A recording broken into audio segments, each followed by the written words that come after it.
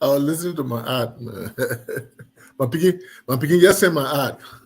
Yeah, Sorry. you're live. You know that, right? Oh, All right. I guess well, that's a good way to start you the caught the me right show. there. You caught me right there. Yeah. All right. I'm sorry You about that. ready? You ready to go? Yeah, yeah, yeah. All right. Ladies So, and gentlemen, welcome to Focus on Liberia on the Marketplace, where we talk everything finance, economics, and business. Uh, you know, it's 3 o'clock wherever you are right now. I hope, on the East Coast, 3 o'clock. If you're in Liberia, I think it's about 8 o'clock. 8 o'clock, 8 p.m. Uh, Thank you for joining us. This is the last show of the year, and we would Hmm. like to pretty much just look at everything that we talked about uh, for the entire year, bit in pieces. Not, we won't spend too much time on each one of them, but we want to just look at the year, uh, every topic we've covered. Hopefully, we can talk about all of them. So yeah, that's going to be our topic today. We don't have anything special, but that is going to be the topic for today. So wherever you are, please sit with us, join us, share it, and bring your comments and questions. As we always, would like to, tap into that, and sometimes it actually dictate how we where we take the show. Again, I'm your co-host Gabriel. I'm here with my co-host Alex. Alex, I know they Yes, already sir. heard you talking already. So Yeah. I was, I know that's how you get caught. So if I say anything out of the yep, way, it if was you were gonna in the middle, reflect. But I like to say, yeah. If yeah, I like to say hello to everybody in the listening land, and then to our many viewers, to our many listeners. Thank you for being a committed listener, part of our program. We've hit over 1 million viewers and things. So our ratings are going up high because of you, and we'd like to thank you for sticking with us during the year 2022. And we'd like to wish you um, God's blessing and everything else for staying with us. And as we enter into 2023 next year, we wish you all that you wish for yourself and all that God has in stock for you. And yeah, we ask that you continue to be committed, share the word. In 2023, we'll be bringing in more business focused kind of discussion and things like that.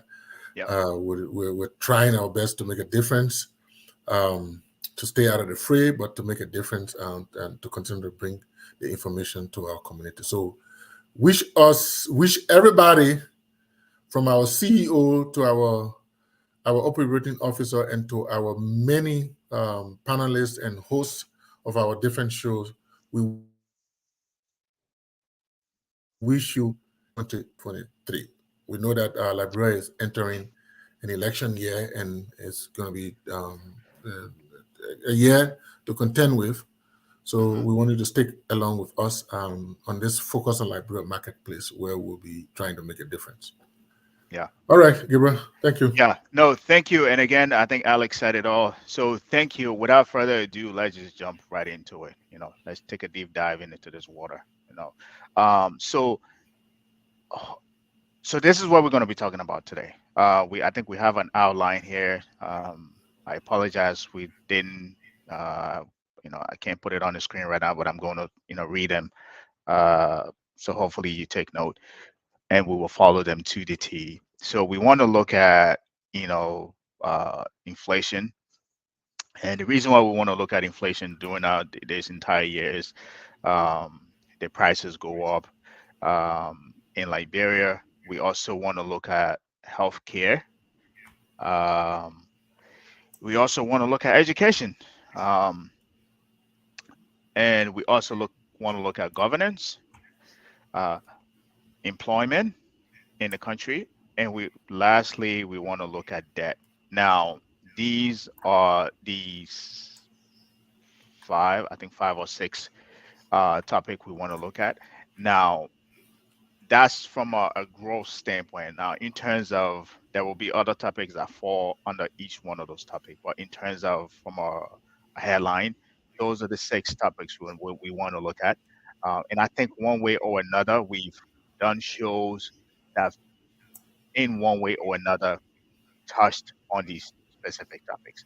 Um, Not only did we do shows that touched on them, we think those are some of the most important things, especially uh, as it relates to Liberia.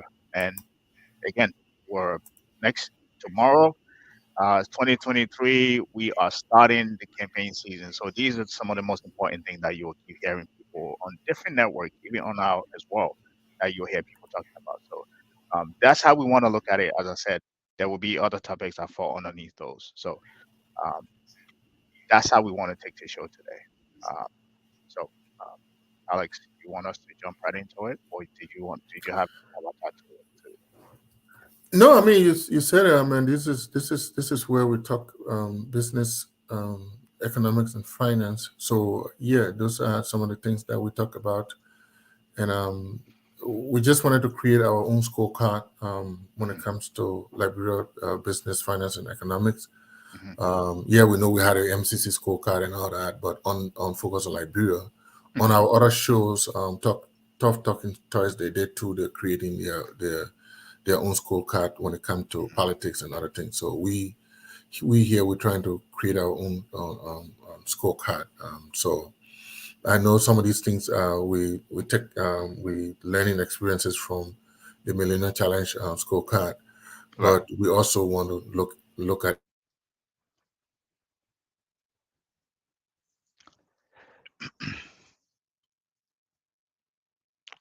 Alex, are you there? Hello? getting started again. Yeah. Yeah. So sorry, my computer keeps going on and off. I don't know what's going on. Yeah, no, So I yeah, thought I thought I lost you there. Oh, I thought we lost you there.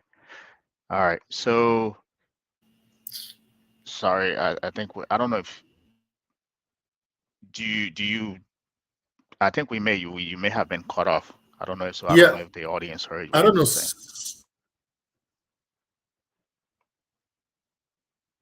Go ahead.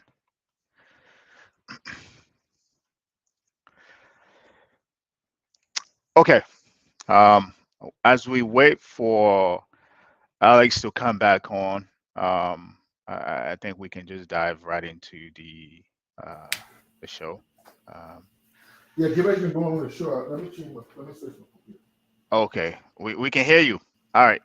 Um Ladies and gentlemen, as I said, Alex is having some technical difficulties, so he will join us shortly. But as we said, we have six topics that we would like to look at from a grandeur standpoint, and then as I said earlier, there will be many other topics that will fall underneath that. So, without further ado, we have covered oof, a lot within a year, right? And for us, I think the topic as we highlighted earlier are some of the most important things we want to talk about. So the first on that list is inflation. We've talked about probably not one time, several times about inflation as a happening across the world. Initially, it started here in the U.S. and it reverberated within many parts of the world.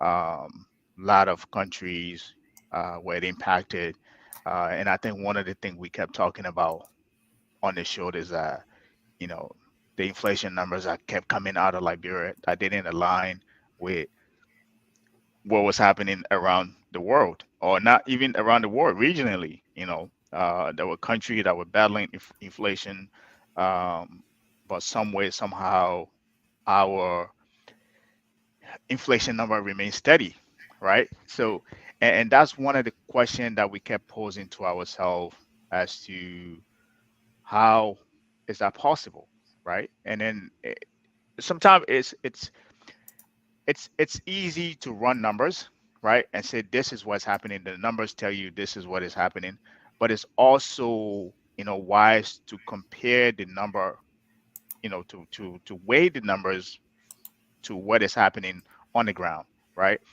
As a professor would say, you don't just want to run numbers and dictate and go off of the information that the number gave you. You also want to step from behind those data and look at what is happening as well. So as we continue to throughout the year, as we continue to look at inflation numbers in Liberia specifically, they were not correlating to what was happening around the world or what was happening regionally. And that has been one of our biggest problem. And we continue to hound on that, in terms of the food prices, uh, the prices of, basic services and commodities and different, everything went up, but every time the numbers came out of the what do you call it? This not central bank. Yeah, the central bank. They were not reflective of what was happening within the Liberia economy. So that has been one of the major pushback that we've been pushing um, on that. Uh, Larry, I mean Alex, you keep going on and off. I hope you're okay back there. Yes, I'm okay. I'm Okay, okay. okay, So all right. So um, I tried to change my computer, but I think it stabilized, so I didn't switch. So I just stayed okay, on. Yeah. okay. Go right ahead. So yeah, Go right. yeah, you're right. I kept listening though, even though I was away, but I kept listening. Luckily, I'm using my other technology, so I can listen Right. without problem. So yes, you're right because what's his name? Riverset Pro Hmm. is saying that how has global inflation impacted Liberia? We also need to discuss inflation holistically rather than just a Josh Weah's creation. Okay, so um, You want to take a stab at that, and then we can go. no, you can go ahead. Yeah. So Revasa, uh, my man, I will go dig up behind you one day and get your actual name because I don't like that name, but that's a different story. River says pro. So from an inflationary standpoint, so I don't want to go too much into it because we have a lot to cover. So I know you're in the U.S., right? So when inflation started happening in the U.S. here, it was, what you hear the people saying is transitory. So transitory meaning that it was just a blip. It was just going to be a blip. It was just going to be a transition, right? After that, things were going to stabilize, right? And that was because of the impact of the COVID, right? And what it actually did to supply chain, right? Now, during the COVID and the supply chain, right, we also had, if you were here in the US, the government gave us money to spend, free money. I think it was twice, right? Not only that, they gave a lot of money to businesses. The PPP loan, there was two portions, first draw and the second draw. So when the inflation started happening, we thought it was just a bottleneck of, getting items, to the stores, which is from the cost side of things, right? But then after a little while, when people started singing this transitory song, we realized that it was also a demand side, right? So that means demand side, I mean, people had a lot of money because there's money that they gave them. And because of the COVID, right, a lot of people were not spending money. So after that, they had a lot of money they were sitting on now. Even up to now, the American household have their balance sheet is very comfortable, right? So we had a lot of money that we were spending. So it was twofold now, right? So you had it from the cost side, right? And you also had it from the demand side. So those two forces merge to create what we currently have that the Federal Reserve is still battling, trying to control, right? We thought it was initially here in the US, but then we also started you also started hearing it was happening in other countries as well, like the UK, uh, um, and other European countries, even also in Africa as well. Africa, I think ours started happening when this whole Ukraine war, uh, with Russia war with Ukraine started, right? Ukraine produced a lot of wheat that gets transported to Africa to make bread, right? So when the war started, that supply cut off. So That's how things started picking up in terms of from becoming very expensive, right? That's when Africa began to feel the bulk of the inflationary problems, right? So from a Liberia, so the costs were going up. A lot of countries were feeling it, but every time we got numbers from the central bank, they were saying that inflation were stabilized. I think they were in single digit, which did not make sense. But when you talk to your people back home in Liberia, they tell you, man, things are going up. The cost of fuel, we have several fuel shortages in the country. So the numbers did not align, did not correlate with what was happening, what was actually happening in the Liberian economy. Now, for those of you who are statistic freaks, right, you will say, Gabriel, correlation does not equal causality. Yes, I understand that, but correlation is a very good determinant of things happening that together, right? But anyways, I hope that answered your question. So I will leave it on that note. Yeah. Yeah, I'm sometimes when we're discussing, going back to Riverside Pro's question on discussing inflation historically, and that just not a current government creation or something like that. Yes, when we're looking at, for example, in the financial market, in the mortgage market, when we're looking at mortgage rates or interest rates, we tend to look historically to see how interest rate perform. We tend to look historically to know how mortgage, prices of homes have performed. In the same token, we try to look into inflation historically to know how we've performed. But in this day and age, we're talking about on the spot what is happening today, Right. because we can do all the discussion about Charlie King time and JJ Robert time and Tottenham time and Ellen time and whoever time, but we're discussing what is happening today. Mm-hmm. Okay, so we're discussing inflation in the context of what is happening. So I like your question about how what is happening globally affected Yeah. Liberia's situation. So Yeah. that's what I like what Gabriel was saying. He was trying to do the comparison and stuff like that. So two things that impact the world, right? It's the pandemic, the COVID pandemic Yeah. affect us supply chain, affect us that kind of stuff. Different countries put in measures, of course, like the US put in measures to kind of take care of the situation in terms of the immediate that was happening, in terms of putting money in people's pocket. Yep. But that money in people's pocket now created a demand, Yeah.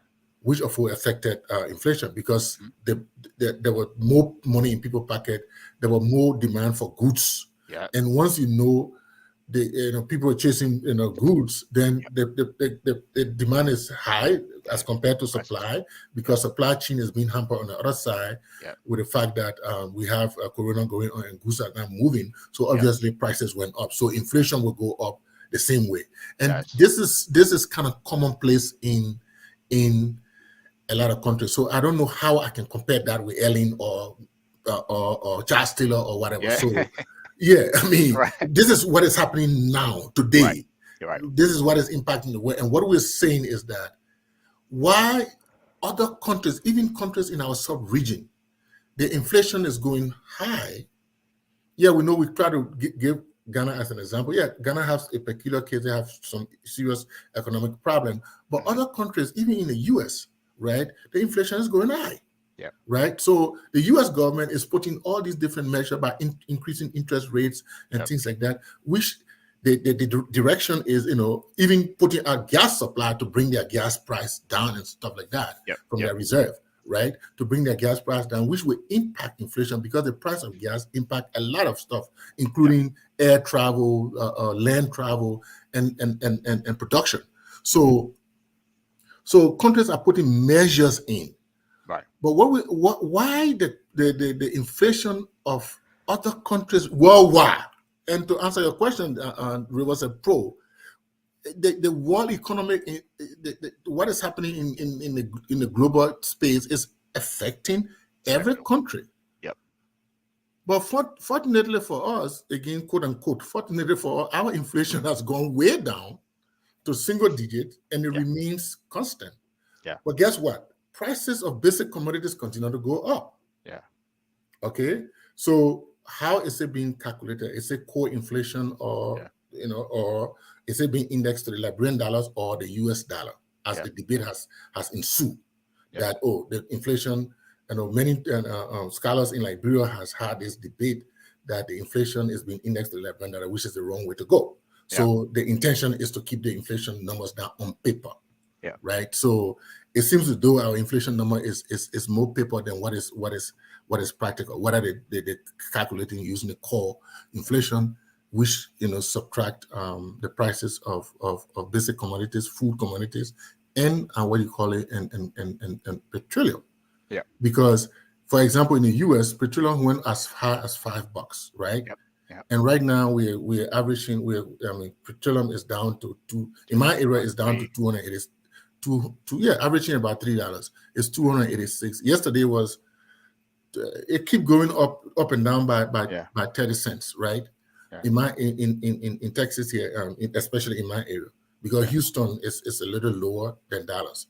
So in my area, it's kind of averaging around 280 something dollars. Yesterday was 240 something, but today it kind of shot up a little bit to 286. But it's moved from that $5 average to an average of $3. So that's $2 decrease over the period. Now, when you compare that to Liberia, even though Liberia and U.S. comparison is different, but when you compare that to Liberia, gas price in Liberia is more than $5. Yeah, it's not going down; it keeps going up. Rice price has gone up. Yeah. So when prices go up, inflation goes up. It's parallel. It goes together. It is not the opposite. Prices don't be going up and inflation be coming down. So that's what we are wondering, what is happening and how is it being done in Liberia. So maybe Liberia has a magic wine to make inflation stable and single digit. And if I would make that argument if we had an interest rate, we have control over our own interest rate, where you say, hey, if they see things happening like you mentioned across the world, they can actually raise interest rate or lower interest rate to have that flexibility to do that. If we had that control, I will give them that ability to say, yeah, maybe they're doing that, they're raising interest rate, but we don't have that. We don't have that ability. We don't have an interest rate management as a tool for the central bank disposal. So the biggest question that always comes at the end of all of this, Reversus Pro and everyone else listening, is if we don't have that tool, what other tools are within the arsenal of the central bank that they're using to control inflation? How are you able to reduce inflation, or forget reducing it? How are you able to keep it flat across the board when everyone else is battling inflation, right? So that's the biggest question that we usually pose to the central bank. But I think we've talked about this over and over and over and over, and even as Alex was saying, that we even look at how they calculate it, to whether they peg it against with the dollar, or they use the US, the Liberian dollar, whether they even have what's called a basket of goods, which is how you measure it, right? To be able to say, okay, these things are going up now. We can we're able to measure that. That is the problem that we have, but hopefully we didn't beat the dead horse too long. But that's what I want. I'll leave it for now. Yeah. So on the flip side, hello, Kevin. On the flip side, how you doing? Happy New Year. Happy New Year. Yeah. Hello, everybody. Hi, Gabriel. How are you? Doing well. Yeah, finally we had to drag you out of out of your comfort zone. I almost went under the blanket. Yeah, we had to drag you out. But next time, good coming out. I don't know if you want to introduce yourself before we continue. Well, everybody knows me. But anyway, I am Telvina. My name is Telvina Cole from Texas. Glad to be on here. Nothing else to say. Nothing else. I do follow though. Huh? I'm in the Fort Worth area, closer to the What airport. you're doing, what you're seeing Texas that I see over there now. I see everybody. But anyway, we'll talk about that next time. Kelvin, you have a fan here. Oh, really? Somebody say I love you. You have a All right. fan here. Oh, So yeah, but yeah, what we're discussing. Emmanuel Jackson also asked a question here, saying, "Could high unemployment in Liberia also impact inflation in the economy?" Gabriel, over to you. Yeah. So without going too much into that, so the central bank, as we know it, has a lot of responsibility. One of their responsibilities is to maintain full employment, right? Now, to Liberia, what that means in terms of having full employment, that is yet to be determined. But one of their biggest objectives is to make sure that people have enough job, right? And the reason why you want people being employed is because if you have people employed, a lot of people employed, those people are able to pay taxes, whether it's business, start businesses, there's a lot of, it creates a lot of economic activity, right? Um, in terms of having low unemployment in Liberia, being a contributor to inflation, I would definitely say no, because you're not.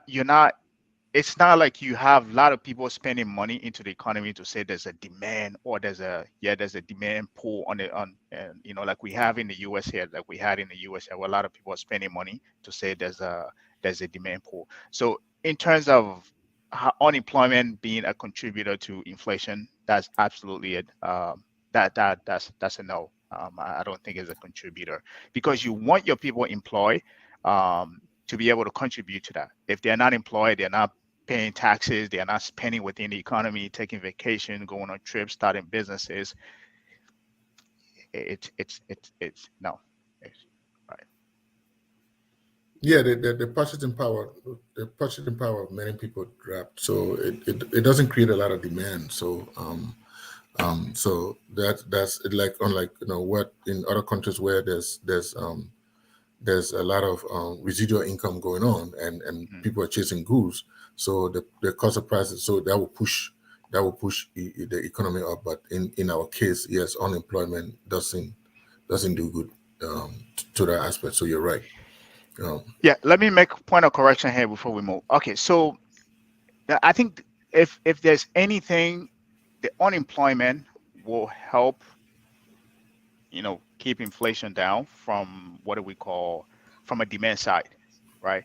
But From a decent, yeah. from a demand side, because we don't have a lot of people employed, they're not spending enough money, right? So you can say, hey, from the demand side, they don't have the money, they're not going to spend it, so they're not going to light up the fire on the demand side. However, what we had wasn't just a demand side inflation; it was both demand side and cost side. The cost side was this, the COVID stagnated everything from being delivered on time. Up to now, we still have that, right? So, in as much that may have helped in Liberia in terms of a lot of people not being employed, right?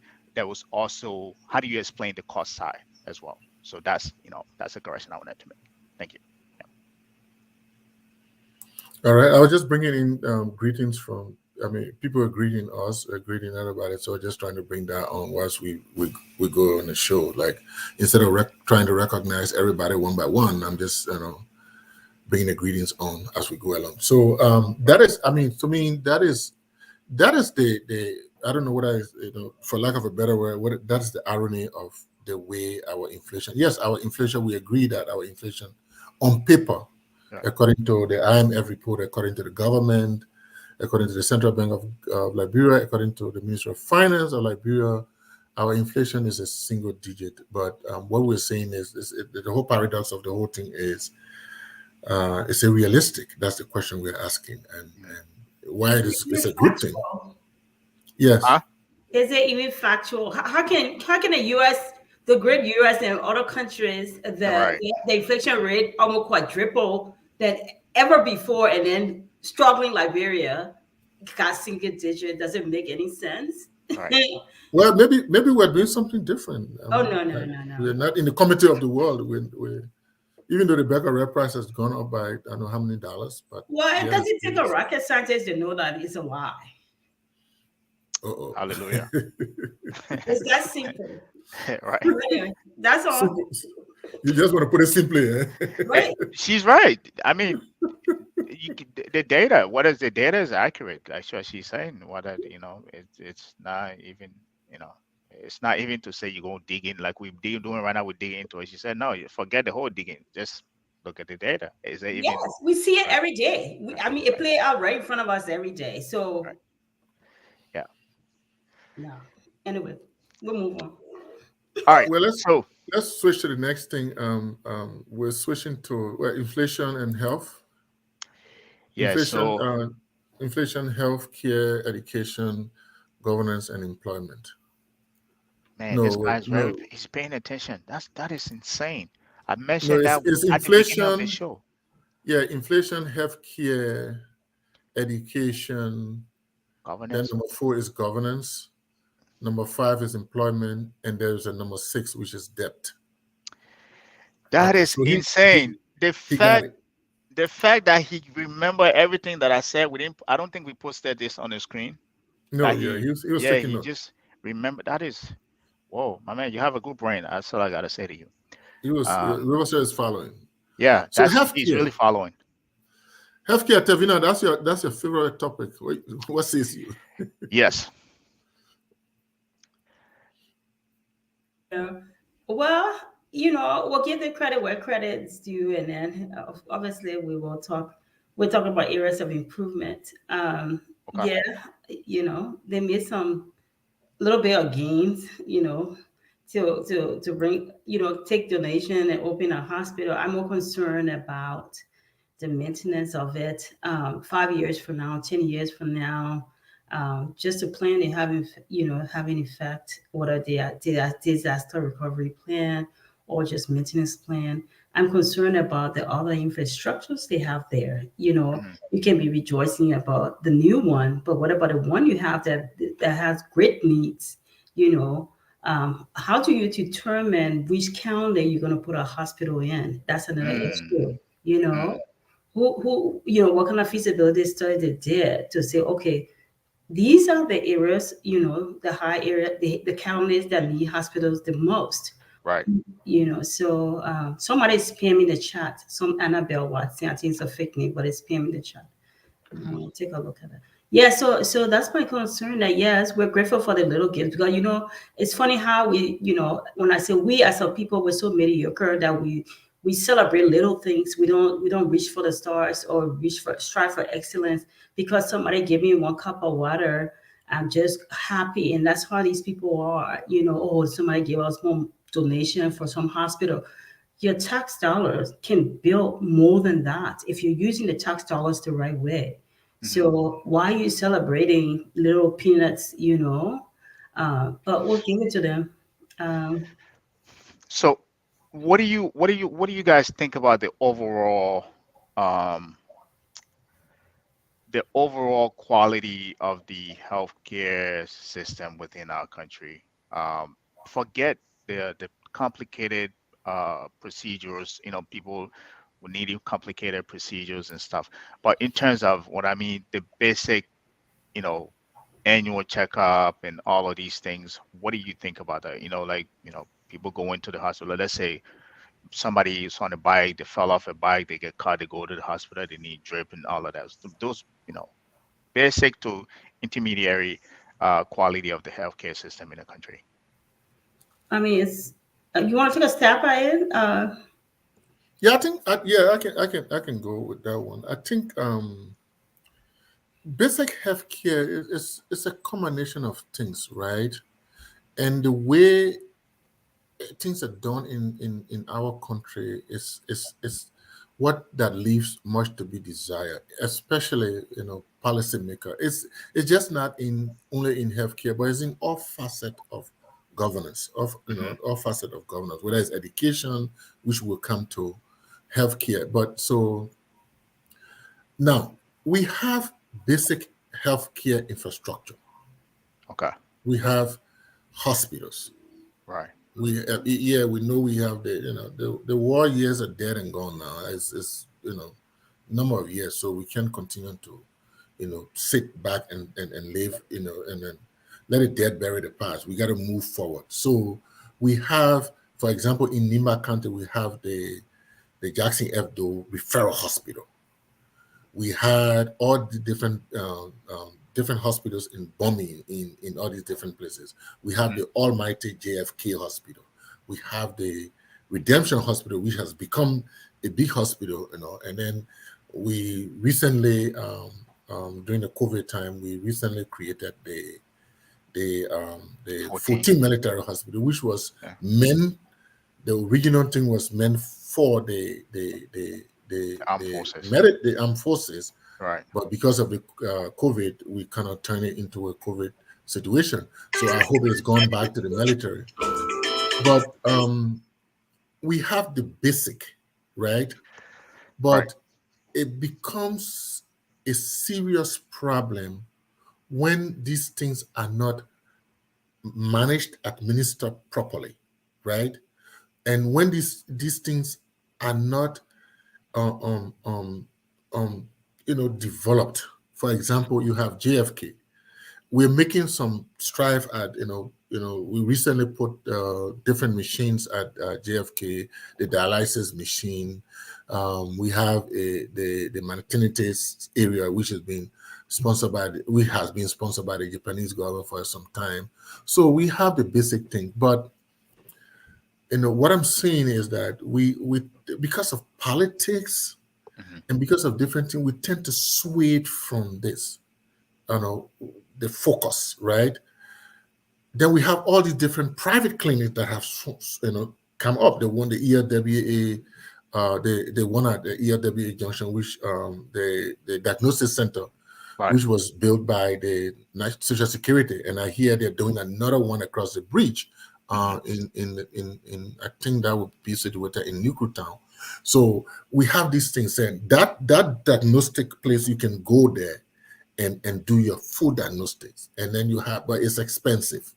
Then you have all these different private hospitals which are rather akin to a different demographic of the country, maybe the international people from the diaspora who go there. So we have this different situation, but unfortunately, the governance issue continues to impact, right? To the extent that we have people who administer these hospitals, who then have their own private clinics, and then who infuse money, encourage monies to be input into the budget, and then we have people who have private drugstores. So we take all this medicine and rather put it in our private drugstore because we want. And people from JFK, we want people to go across the road and buy the medicine there instead of having the medication at the JFK. Right. And then as a result, the prices of basic medical thing goes up. Right. To the point that the ordinary person is not able to afford. Right. So it's why we may not have the state of the art. And then as a result, some people have to go out of the country, but we have the basic infrastructure, but it's administration and the entire overall governance process that is one that hamper this situation. So I have a question, another follow-up question for all of you. I think there's two things you and Talvina mentioned, right? Talvina initially mentioned, and I think this is very important too, in terms of how do we determine which county gets a hospital, or which county should get a hospital, right? One, but also you talk about the infrastructure. You said the infrastructures are there. So there's three things I want to look at here, and I want you guys to assess it from that level. So the infrastructure, you mean when you say infrastructure, you mean the hospital, the actual physical structural facility hospital is built. But do you think we have a fluid system where the government has its buying power to buy drugs or whatever it is and distribute drugs to those specific hospitals where they're constantly supplying them with the basic supplies that they need? One. Two, do you think as well they have the quality staff to be able to carry out those very basic services that you and Telvin talked about, right? I think you actually extended on those as well. For me, those are the biggest thing I think are the biggest problem with hospitals or clinics in Liberia, right? They are not well supplied, right? Two, we don't have the quality of people, like the doctors and nurses there to be able to carry out this thing. And the last thing I would say before I land on here, I think the government should get out of the business of running hospital. Like I don't think it does it any well. And you identify the biggest problem. If you are the head of the hospital, and we are supplying as a government supplying drugs to that hospital, or you have your own clinic that you when a patient go there, instead of you treating them at that hospital so the hospital can get the money, you sending them to your own hospital, and you taking the drugs from there, you sending it to your own place, or you know a buddy who has a drugstore, you referring them to it's it's not working. It is not working. And I don't want to go back to say how has it worked before the war. That would open a new can of worms. But I want you guys to talk to that, like from a supply infrastructure standpoint and from the quality of staff standpoint. Gabriel, I'm glad you mentioned the staff because that's what I was coming with. I think that's the biggest problem right there. Before we go to infrastructure and all of that, the people that even the staff, they're not trained. They are not trained at all. And that staff, not even just low-level staff, from doctors. And there's something, I don't know if what's going in that place, because even the ones that are trained from here, by the time they get there, they join the bandwagon. But let's talk about staffing issue. The people that even train the staff, there's a problem there. They will come to education, but just the standard of training them to be good doctors, good nurses, care and all of that is lacking. It's lacking. So you can have all the infrastructure and all of that, but if they don't even understand how to take care of Gabriel when he comes there, how to do an assessment, what medications to give him, then you come to the point where the very doctors are there. They got a private clinic. I know for sure. I'm going to Jala. I think she's health minister now. She been having her private clinic from the time I was a teenager or maybe young adults. So you call it that name, they'll come after you. That's I fear nobody besides God. But seriously, I mean, It's been there. I know her. I mean, I know this woman. It's been there before she even became, the position. I don't know her position now. So how is she committed to the work she's doing? She practiced part of the time to JFK, and most of the time she would say, "Come meet me to my clinic." I know that for sure because a family member of mine, very close family member, that was sick in that very hospital. We had to go through that. We got frustrated. We had to fly that family member to Liberia. Not from here. I was there. I went there. I flew there a few years back to handle that situation. So there's no commitment when they have on their private clinic. The priority is their clinic and the money in their private pockets. So even if somebody putting donors' money or taxpayers' money, they're cutting it here, they're cutting it there, including the medication to care to their private clinic. So the problems are just so many. Talk about from training the staff, from the awareness, from even the doctors. They don't even understand basic customer care. Basic. I mean, they yell at patients, they yell at their family. I mean, they treat them any kind of way. They misdiagnose them for basic things. Yep. Basic things. Problem. Yeah. You go for a headache, somebody gave you medicine for this, and then instantly you lost your loved one. Yeah. And it's not like here where you can sue somebody for malpractice or anything. So all around a loss, Thyroid is the biggest diagnosis you can hit. Every time somebody go to that house, any hospital, typhoid, they get. And then they hang drip on you for everything. Everything they start you with drip. Yep. Everything drip. So we have a long way to go. That takes me to my point of this whole hospital thing that they're building because you're just putting Band-Aid on wounds. That's all it is. But over to you, Alex.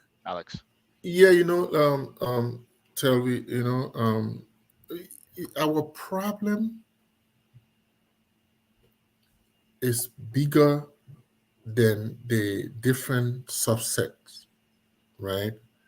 Our biggest problem is leadership and governance.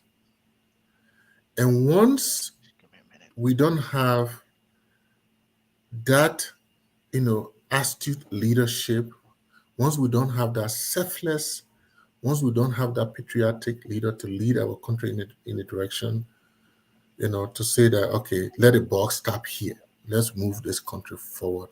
We're going to continue to have these problems, right?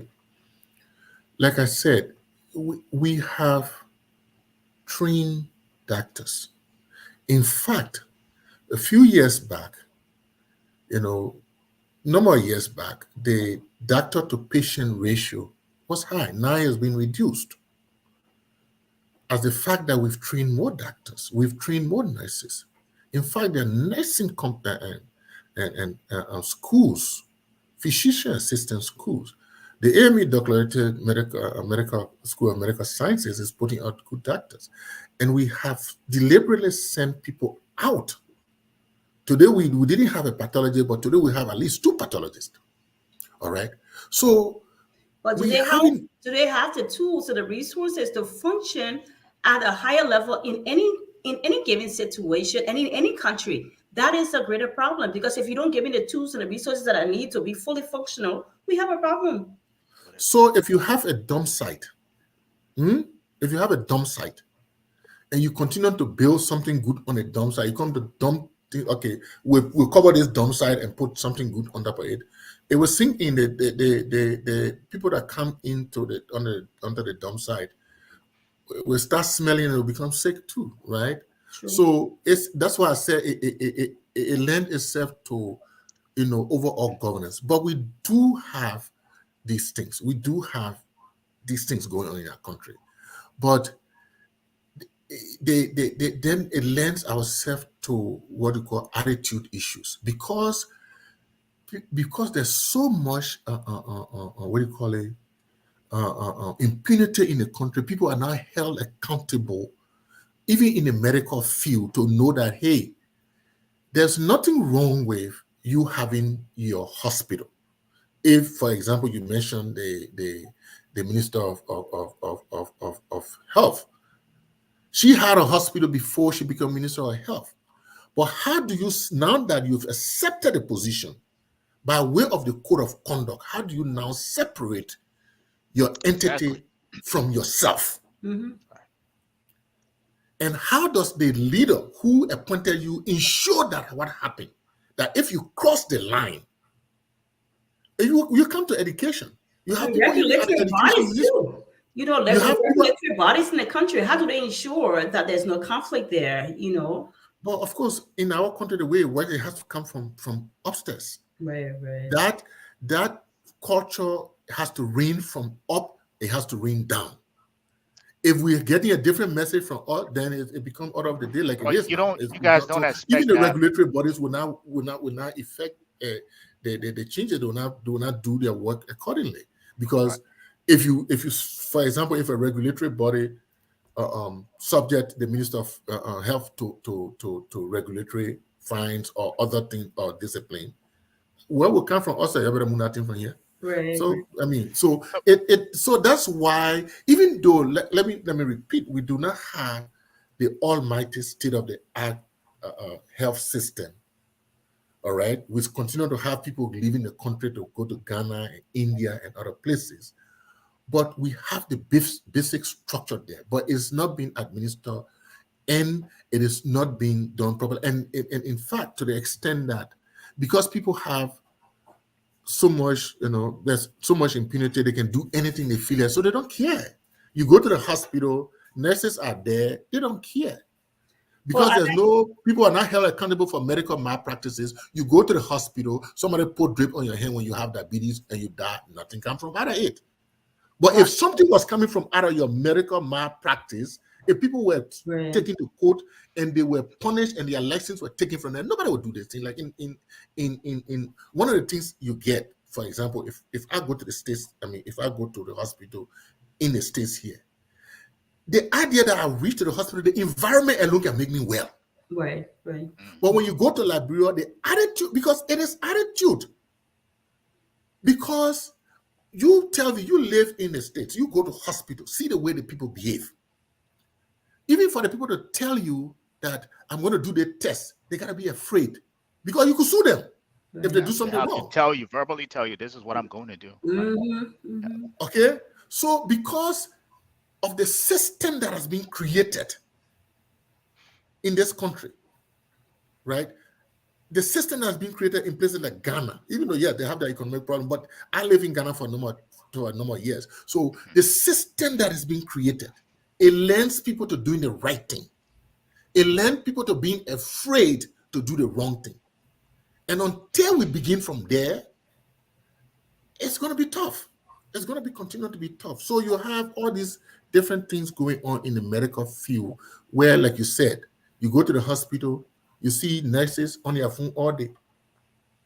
Somebody crying on the bed. Oh, let that person wait, man. Let him continue to cry. He just crying whole day. In the US, make small sound. About 5% to your bed. Yeah. One for record, one that nurse, one that billing, one that doctor. I mean, and then the aides there too. But in Liberia, in fact, your family gotta bribe them to even come to you. Can you imagine? And this you got is to build why a special relationship with a doctor for your family to be able to go to the doctor for them to look for the person. You go to the hospital, they don't do the first come first serve. Everybody, that's an attitude problem that which lends itself to the governance structure that we have, the leadership structure that we have.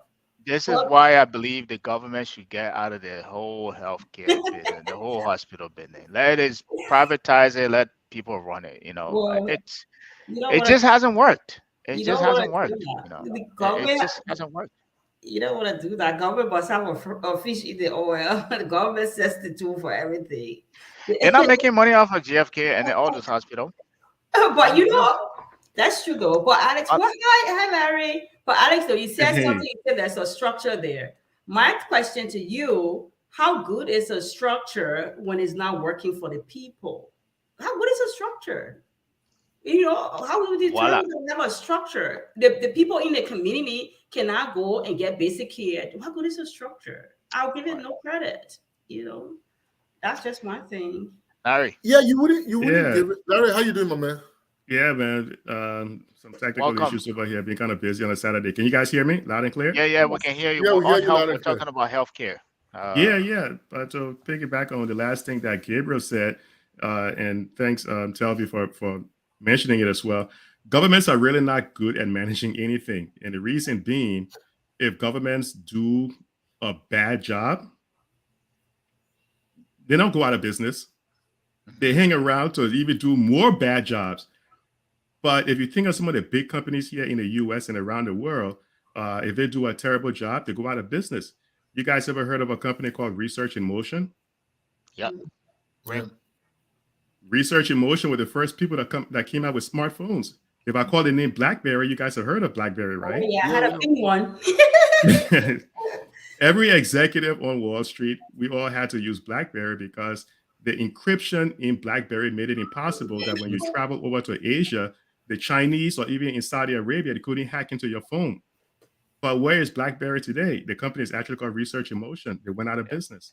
Yeah. So when a company, because they weren't paying attention to Apple, Apple came out and said, I think people will want to also listen to music on their phone in addition to just making phone calls.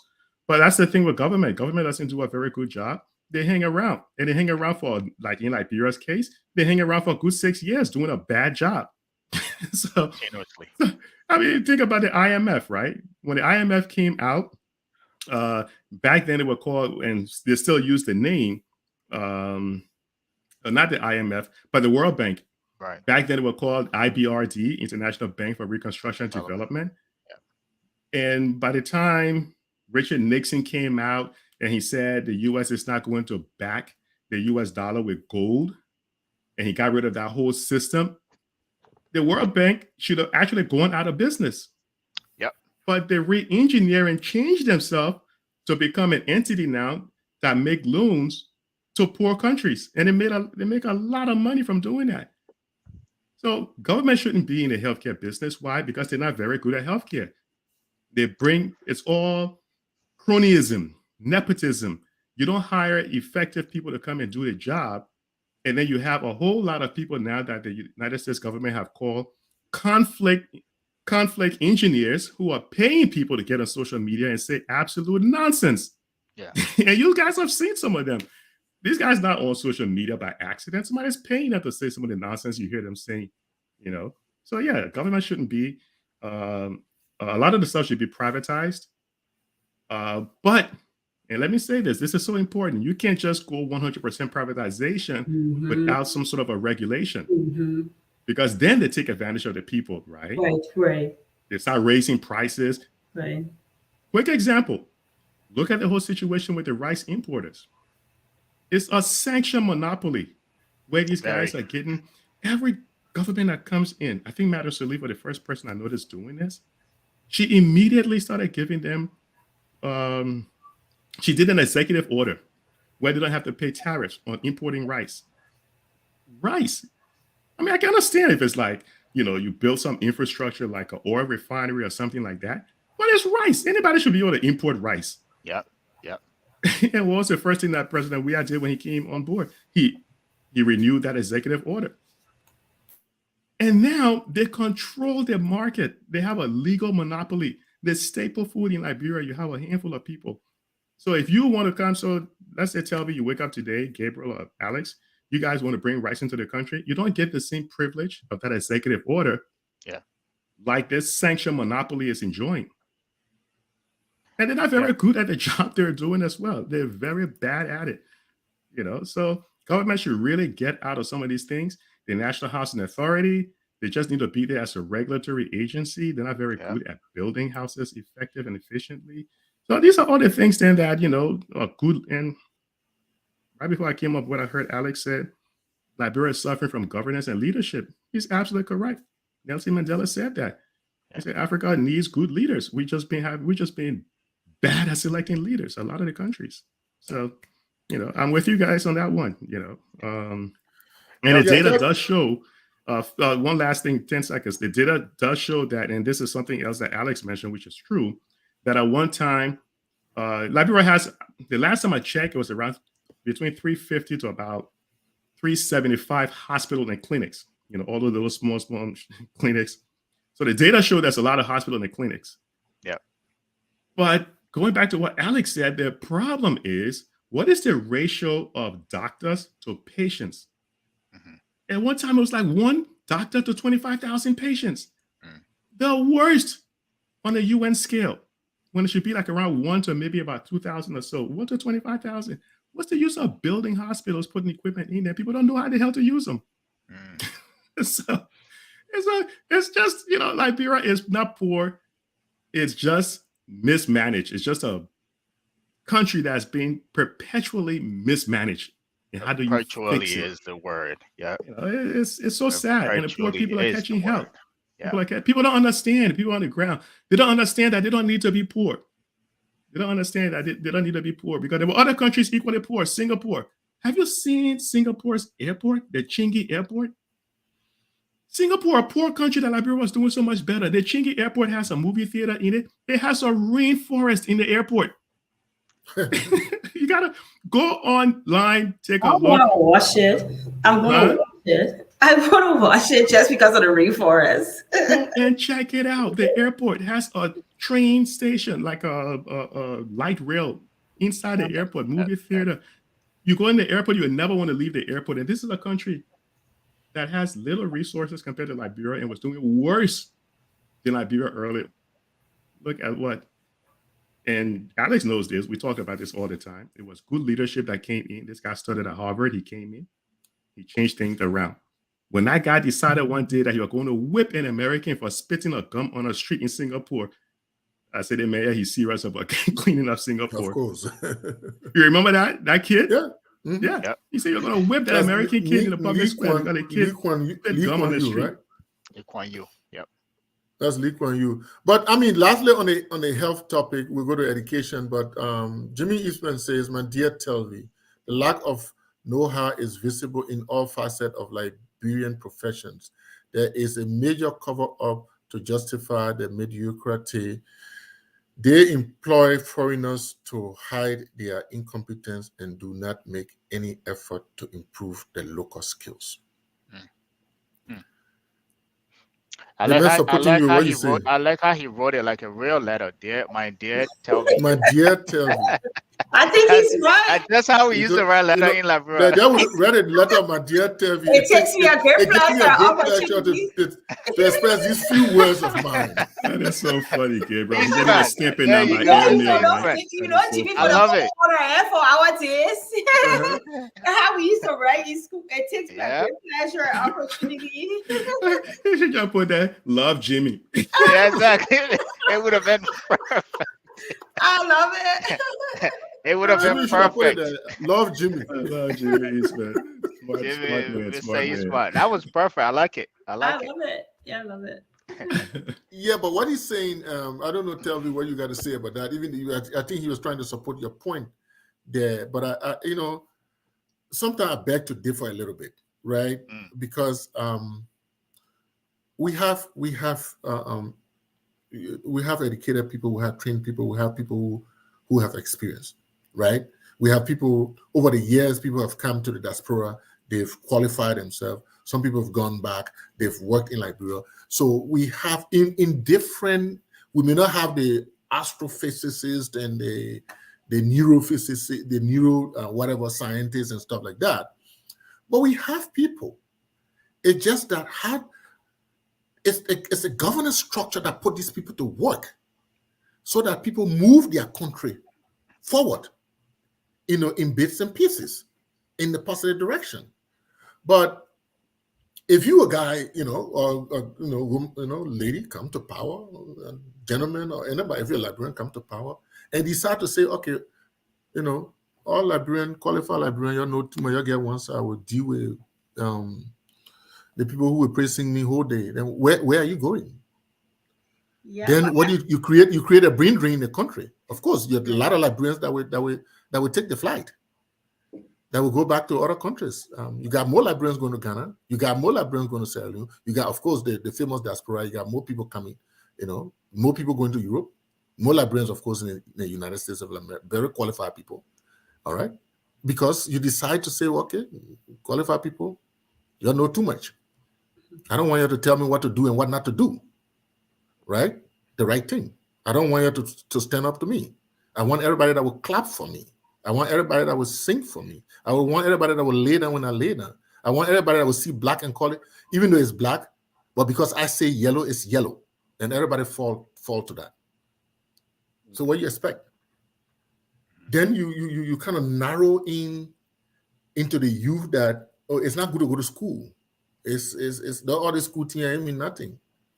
Okay, so, but we have people, we have qualified Liberians over the years. That's why we continue to say, we hire when in 2006, 2007, when we got out of the war, we had a constituted government, elected government. This whole NGO, bringing NGO because Liberians were not qualified and this. Yeah, but we qualify now. Over the years now, we qualify now. Why you continue to bring foreigners when we're supposed to be qualified? That's why we have all these different exchange programs. Yeah. Okay. That's why we have GMAP and all these different exchange programs to insist that there's knowledge transfer. That's why we empower all the different universities. That will have more universities in the country than 20 years ago. But if people go to school, they learn hard, and there's no governance structure, there's no program, there's no employment sector, there's no private sector, and to hire these people, how you expect for people to grow? And even the people who are already grow. So yes, there seems to be right now, there's a little gap between the people that are the real educated people that are a little bit older as compared to the youth that we have today. But even at that, there are a lot of youth in foreign countries, in America and other places, that are training themselves, that are getting educated, that are working in corporate America, that are working in other places, that are looking forward to going home. Mm-hmm. But are you creating an environment for people to thrive, for this kind of exchange to happen? We have a problem. Yeah. And that's why I always say it's leadership, it's governance. Yeah.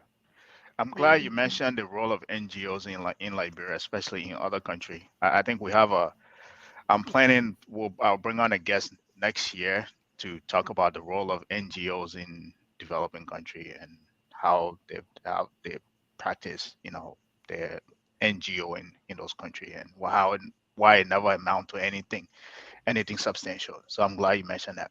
But yeah. Let us not, and I'll swing it to Tevi in a second, but Tevi, just give me 1 minute. Let me say this real quick. On this thing that Jimmy is saying, let's not lose track of that last sentence he's saying because it is absolutely true. If you went back to the previous one, Gabriel, I want to point something out, and this is from personal experience, right? So where he's saying they, meaning the government, employ foreigners to hide their incompetence and do not make any effort to improve their local skills. In fact, if you take a look at a lot of the State Department reports, the Congressional Research Office, that is absolutely true because they say it in there.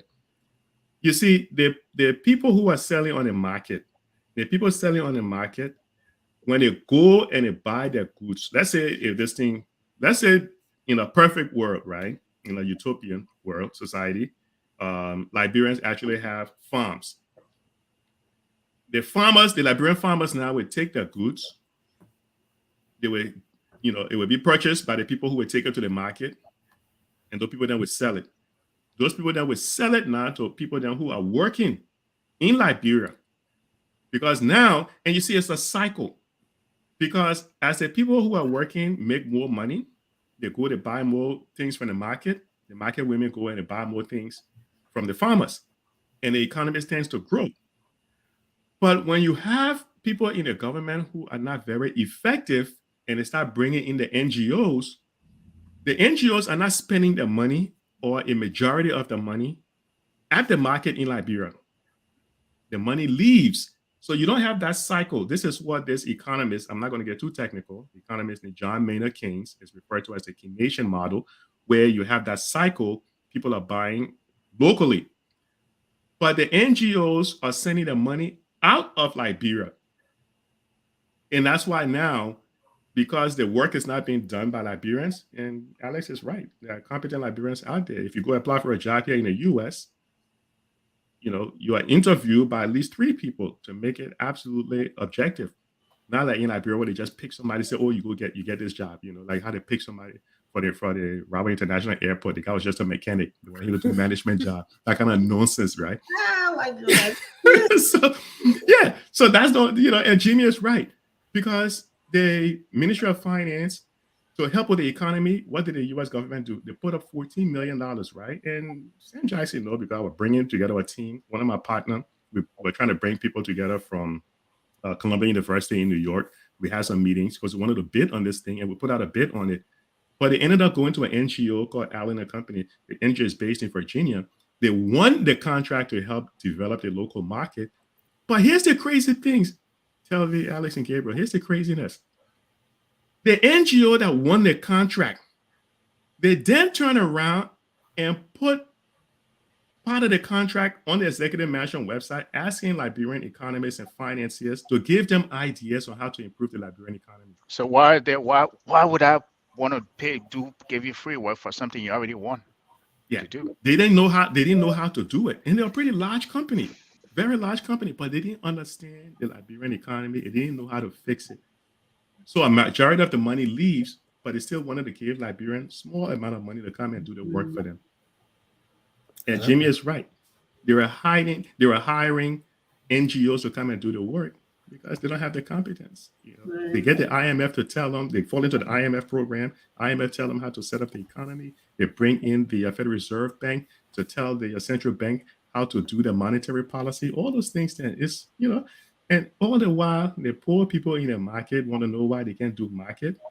It's because the money doesn't stay in Liberia. Liberia get on average 125 million. Over the past several years, they got 400 million in ODA, in assistance. But most of that money leaves Liberia. It doesn't stay in Liberia. That's why the people in the market can sell the market. The money doesn't stay in Liberia. It's sad. It's a bad cycle. And Jimmy Eastman is saying something there. You mentioned, Alex, you mentioned Ghana. Ghanaians first and foremost want a Ghanaian to do the job rather than a foreigner. With that mentality, you will hire the best and have him or her transfer the knowledge to other Ghanaians. And I'm a living witness of what he's saying. And just to support what Tevi said earlier and what Larry, you're saying. I'm a living example. When I went to Ghana, all my years in Ghana, the first when PwC hired me in Ghana, they couldn't hire me because I went to get labor permit. I couldn't get labor permit. The people look at me and say, "Oh, my friend, You go. What you can do is you're an accountant. What you can do? There's too many Ghanaians who can do it. So you go away. I couldn't get permit, so I had to be hired out of PwC West Africa to be posted to Ghana like an expatriate. When I worked for the mining company, when the mining company decided to hire me, they had to hire me on an expatriate quota. They have 5 quota, and the last one they had to hire me on that quota. So I was hired as an expatriate. I just could not get a job in just like that. Yeah. Right. So it's the same thing in Liberia. We have our qualified people. I remember in Ghana and in Liberia, my friend, I applied for a position with a mining company. They prefer to hire an Indian man over all the other Liberians that applied. They felt that we were qualified, but they felt that, they say we're not qualified. So they went and hired Indian men. Then why you put a thing in the paper? And our government is supposed to stand out. That was during the Ellen government, right? Let me be specific. Our government supposed, in any government as that matter, I just wanted to make that reference. That was in Ellen government, that I applied for a job with a mining company, a finance manager job. I couldn't get a job. And there are other Liberians, qualified Liberians, even better than me, who applied. But they hired, at the end of the day, they hired Indian. And in this case, this is where we are different. From my experience in Ghana, their investment law and stuff like that, it's stated in there that a Ghanaian must be this, a Ghanaian must be that. It's straightforward. You can call them nationalists, but that's how you go. Yeah. But we don't have that kind of nationalism in Liberia for a government to insist that, okay, from this position down, or from this director position, or from this VP position, if you're a foreign company coming to invest in our country, this position must be for qualified Liberians. Right. You must find one, but it must not be for foreigners. Right. Yeah. Those things, we have to be deliberate about them. Okay? Well, you have to have a country, you have to have the work for people, which is lacking. Yeah, Gabriel, I think somebody's calling for calls. The people want to. The people say you want to get we have education left. We have governance, and we have the debt. So we have 3 other things to cover. I think we can. I don't know. I think we talk a lot about governance, but let's talk about education. Yeah. So if we talk a lot about governance, we can do the education. Then we jump to the debt, and then we can open it up for call. Hopefully, we can do this. 1:13. Yeah. 1 hour 13 minutes. Oh, go on. So, Tevi, you want to start an education conversation? No, Larry's the educator. He started. Equal time to speak. So you can jump in if you like. I'll pass. But she was concerned about just going back before we go into the education thing. She was concerned about why we're making noise about all this. Bapalo Hospital, we're just making noise. We have other hospitals in the country, for example, which are not being resourced. But we're making noise about, because somebody made a donation to build a hospital in Bapalo. Yeah, it's good to build hospitals all over the place, but we're making noise about Bapalo. Then we start stepping the issues that are going on with the hospital in Nimba. The Jackson Hebdo Referral Hospital is having its own issues year in, year out. Yes, we're doing some work in JFK, but they continue to struggle with this issue of no medicine, and basic services are expensive. Likewise, the other hospitals. Redemption Hospital has its own challenges. We say we're building another Redemption Hospital. It's still in the making. It hasn't, it's taking off.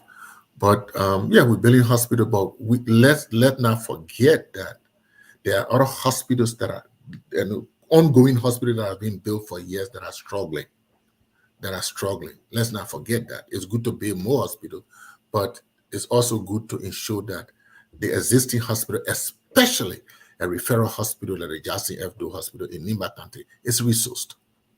Yeah. Well, also add, how do we even determine whether we build a hospital in Grand Bassa versus Bapalo or River G? What the numbers? What the assessment? What the information? Government should be public information. So, I asked that question. River says, how do you know you didn't do it? The country that we live in, because you myself, me talking English.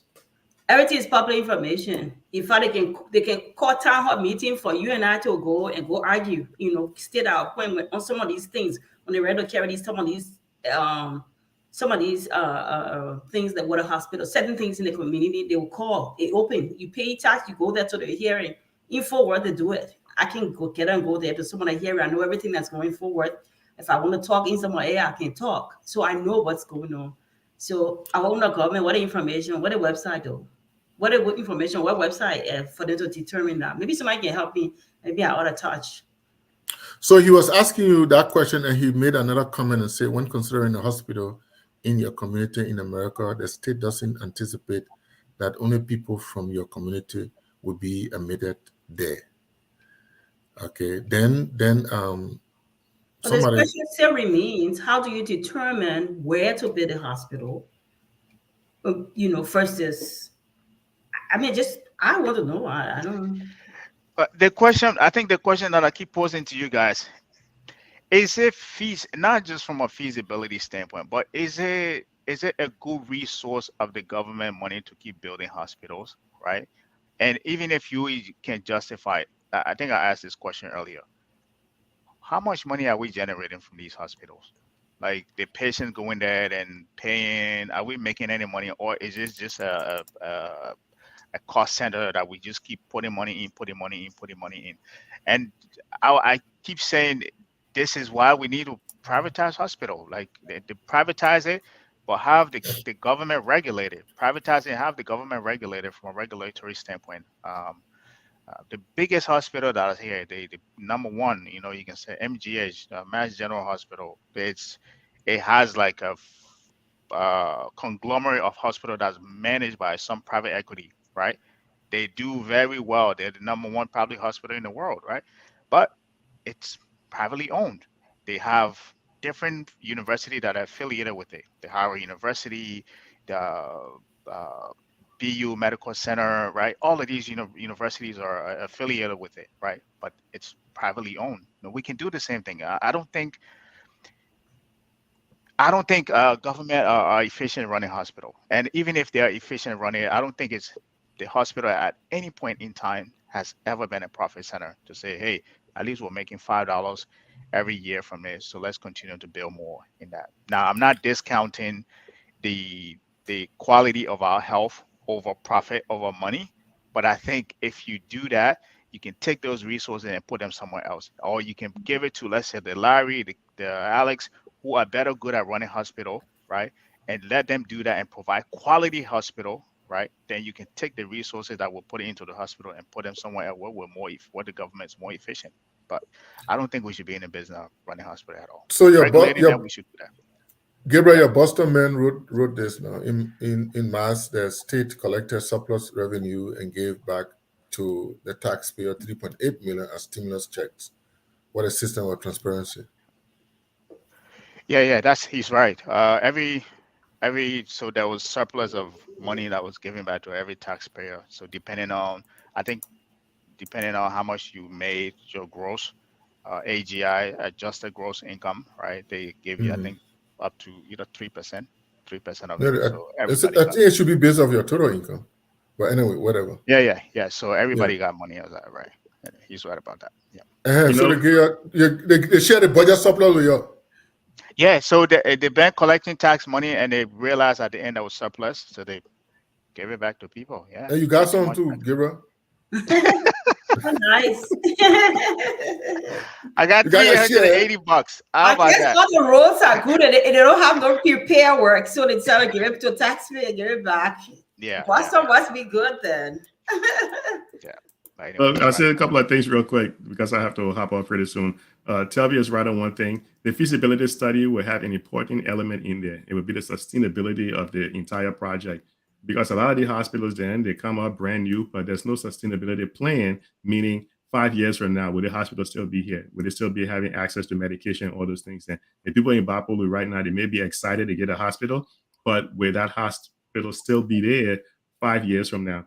So that's what the feasibility study would do. And then it goes back to what Jimmy Eastman mentioned also, that so many decisions are based on politics. They're made based on politics. They're not making a decision based on the need, doing a need assessment to say, Mhm. okay, we need this thing over here for a particular reason. Because the last data that came in that says 1,073 women were losing their life while giving birth shows Liberia had a very high maternal mortality rate. So then you start looking at the data to say, where is this thing happening? Maybe we need to put a hospital in that location. That's what the feasibility study would do. Exactly. And then that should be on a website, like what Telvi said. Put the stuff on a website so people can see it, make a comment on it, and make some recommendations.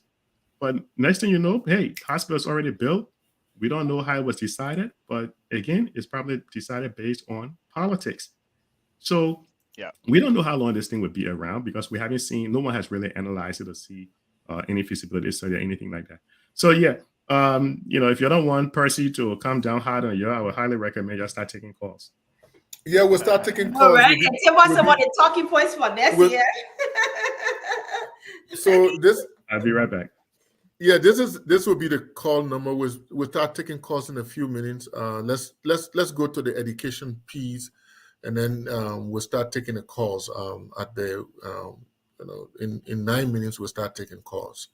Yeah. So you'll get ready for calling.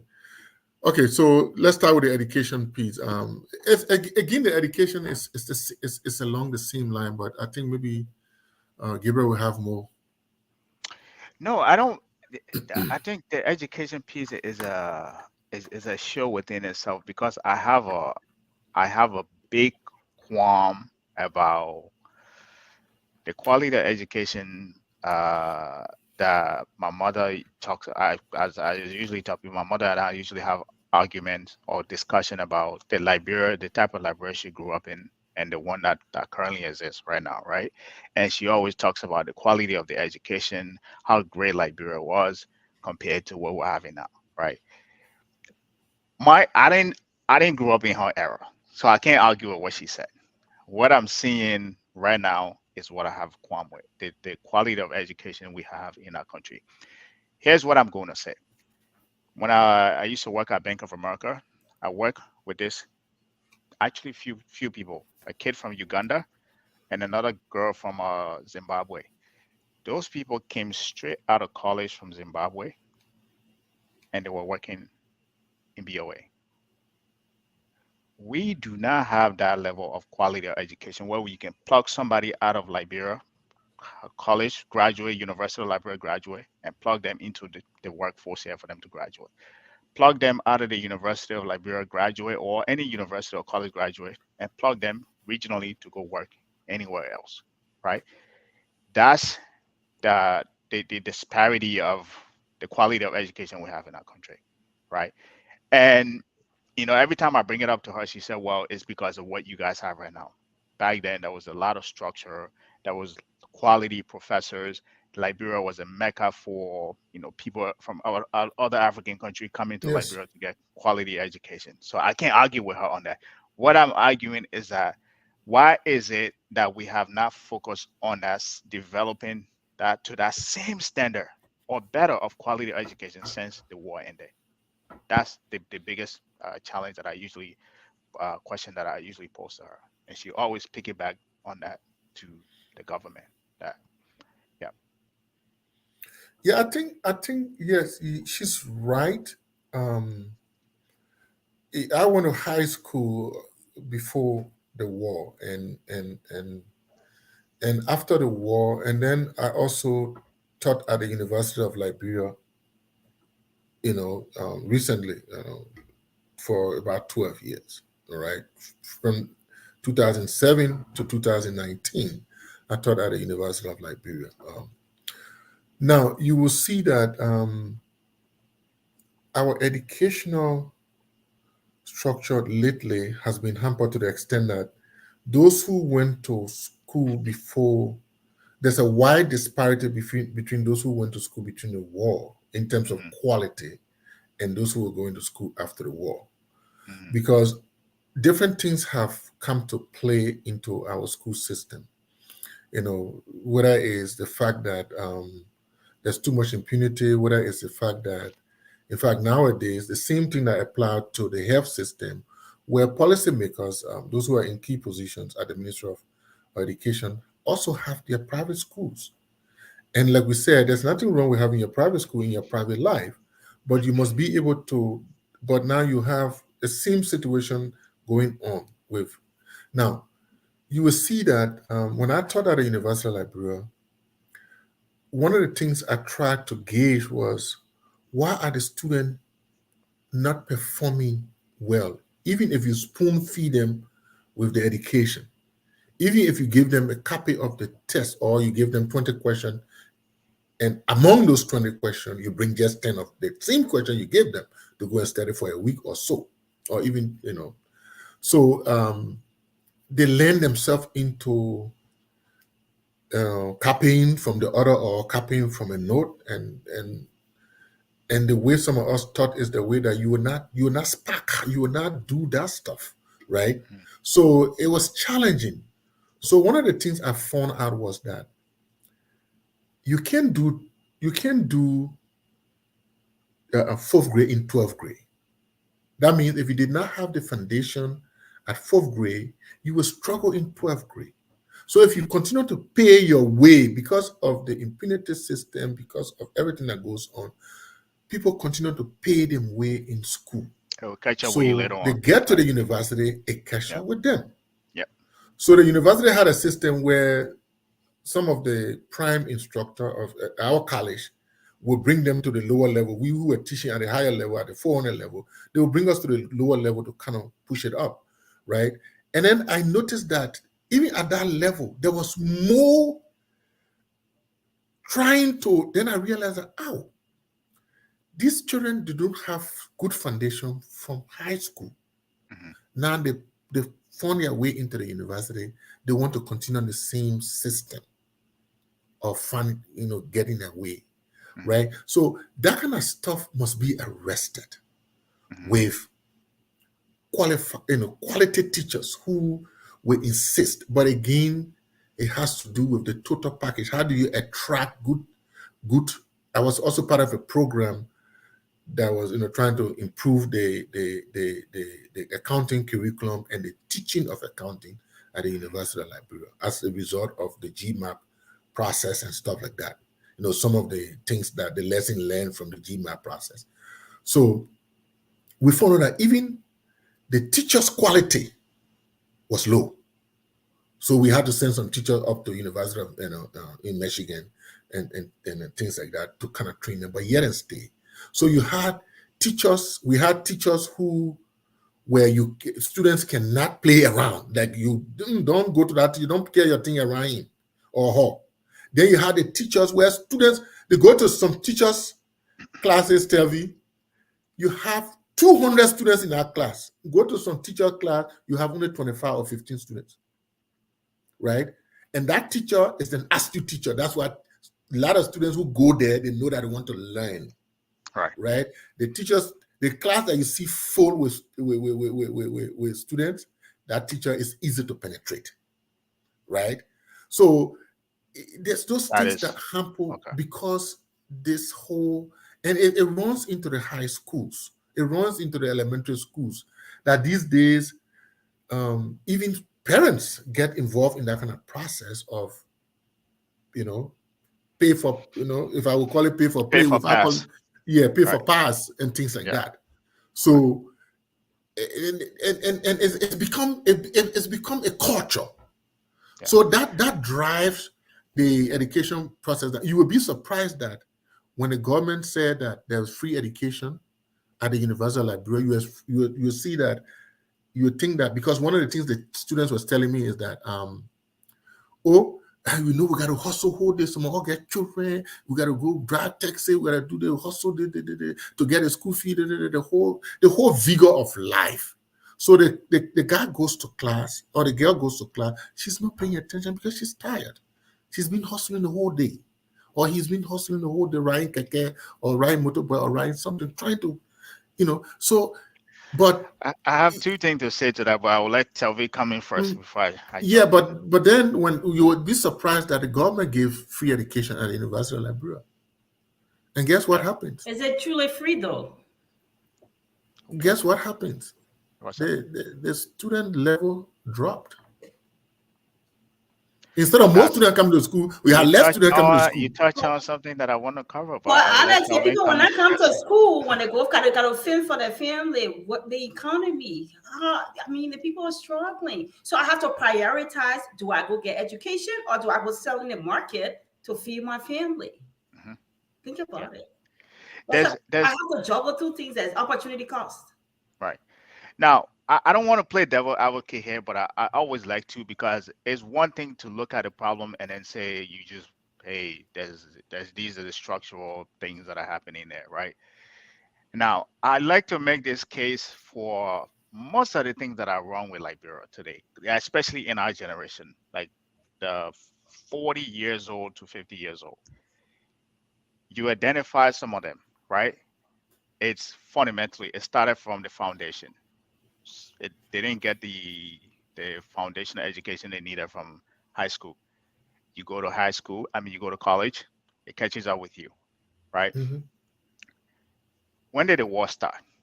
1989, December, right? Yeah. 14. So I don't even want to go back another 10 years before the war started. Somebody that was born 1989, December. 1990. 1990, December, whatever it was. No, any part of 1990. Right. That's what I'm saying. I just want to start it from when the war started, right? Mm-hmm. From there, 14 years, no school. Or even you start school, then war start again, you leave from it. 14 years, not a foundation, right? And then 2003, the war ended. You would think that the government would take accountability, which goes back to the feasibility thing we're talking about. The government would take that into consideration. Say this whole generation, even those that were born in 1989, or even those that were born in 1980, because you 1980 to 89, you were just 9 years old when the war started. So you were just 9 years old, and you tap on another 14 years, right? So let's say you were in school 9 years, and then you got disrupted for another 14 years. You lack that entire time of age of quality education, foundational education, and that would just take you from there. War end now. Hey, junior boy is let's say 14 years old. Or what is it? 14 plus 9, that's 24, right? I think. Do the math. He's 24 years old. Junior boy not even graduate high school, but because of the age, you put him in high school or senior in high school already, because you just want to get him through the process. He graduate high school, he go to college, no foundation there, he struggles. There's an entire generation of the people like that. Gabriel, right? We have one caller when you finish talking. Right, there are entire generation of that. This is what we're seeing. The second thing that I wanted to make is an incentive. Mm-hmm. If I'm going to school, I know that when I graduate, the education will give me a job. I will, even if I have to ride keke to get that to pay for my school fee, I will do it, because I know when I graduate, when I graduate, that education will be a pathway for me to get a job. Will be a pathway for me to self-actualize, to take care of my family or take care of myself. We don't have that incentive there. Humans operate on incentives. Right? Humans operate on incentives, but because there is no incentives, you can even, this is why you can even make that education free. There is not a push, a desire to really learn the foundation. You don't have an economy that can hire them. And they never had the incentive. I mean, the foundation. So you have those two things going against them. So for me, that's the argument I like to make for those people. There's not incentives there, and they never had the foundation there for them as well. So it was disrupted from the beginning until up to they were 24 years old, and then you expect those people to be serious with education. So that's the two arguments I like to make for those. You say we'll have a caller. Oh, you're muted. You're muted. Oh yeah, we have a caller. So okay, you want to bring him on? Yes, I could. Or you want us to continue first? Yeah, be talking. We'll bring the person on. I can bring the person on right now. No, go bring him on. I think those are the 2 points I wanted to make, and I think unless Telvin wanted to ask. Yeah, welcome guys, and happy New Year to the panelists, and Happy New Year to everybody back in Liberia. I listened to the show for the past couple of months now. I think we're beating a dead horse. Without a justice system and Liberia and police reform, all of these good ideas we got is just a fantasy. So until we can really reform those areas, all the good things that we're talking about doctors and about all these other things and stuff like that, about accountability, nothing really gonna move forward in Liberia. We can see it here. It's because of the justice system and because of everything that the Americans have built over the years. It's the reason why they have the country they have. It's the reason why they have the structure they have. That means even a former president, like you see what happened. Everybody follow what happened with Trump and stuff like that. We see what happens to governors and stuff like that. We see what happened to senators and all those other things. So until people are starting to be accountable in Liberia, all of those Google ideas, man, it's all just going to be a fantasy. So this is something that we have to push in that country, and stuff like that. The people already know what they're doing by in Liberia. Everybody knows what they're doing by, but there's no accountability.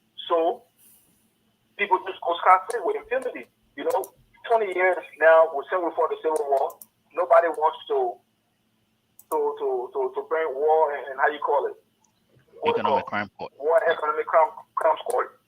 So it's this continuation with this impunity thing that have been plaguing, the nation. So until we can do that, until we can reform that and start to look for prosecutors and how you call it, reach out to our Western partners to help us in that area, nothing's going to move forward in our country. Absolutely nothing. We're just going to keep doing the same thing over and over. I mean, that's all I got to say. And happy New Year to you guys. And I continue to watch the show. I'm a big supporter. This is one of the best platforms out there for news in Liberia. So thanks. Thank you. We didn't get your name. Hassan. Oh, my name is Hassan. Okay. Hassan Konem, calling from New Jersey, Swedesboro, New Jersey. Thank you.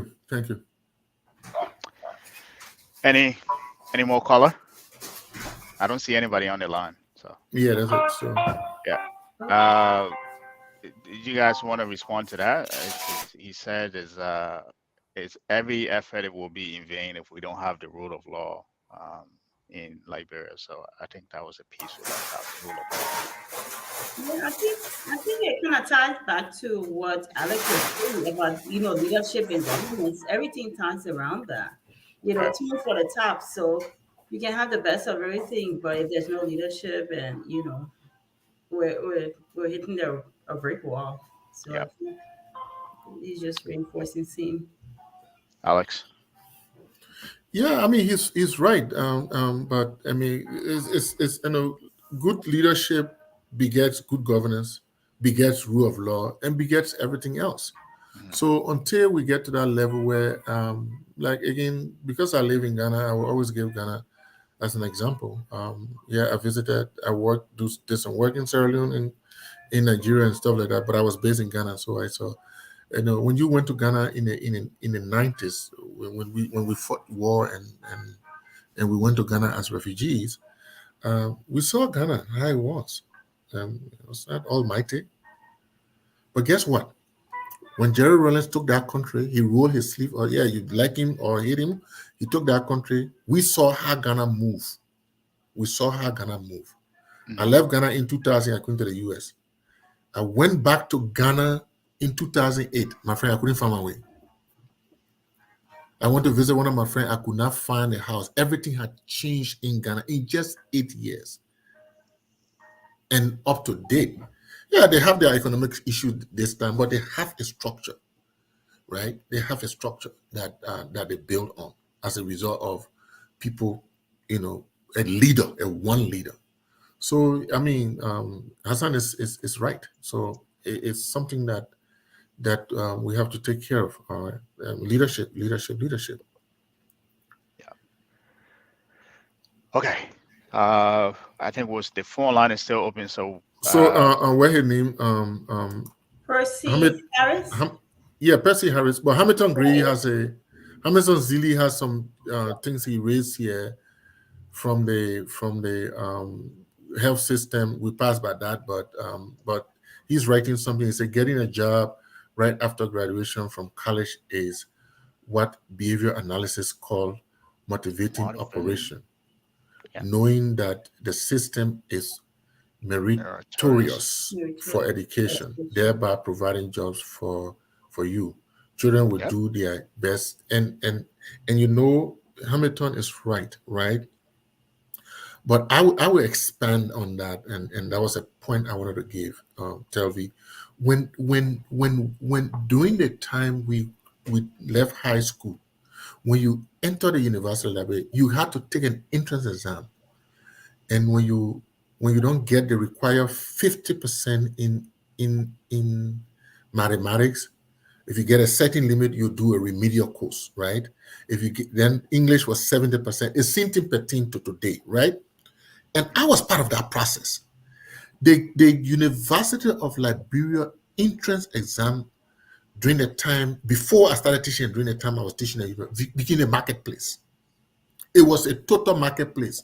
All you had to go register for the exam and pay something like $100 or $150. You're guaranteed to enter the university library. Mm-hmm. I was part of a process that busted that whole thing.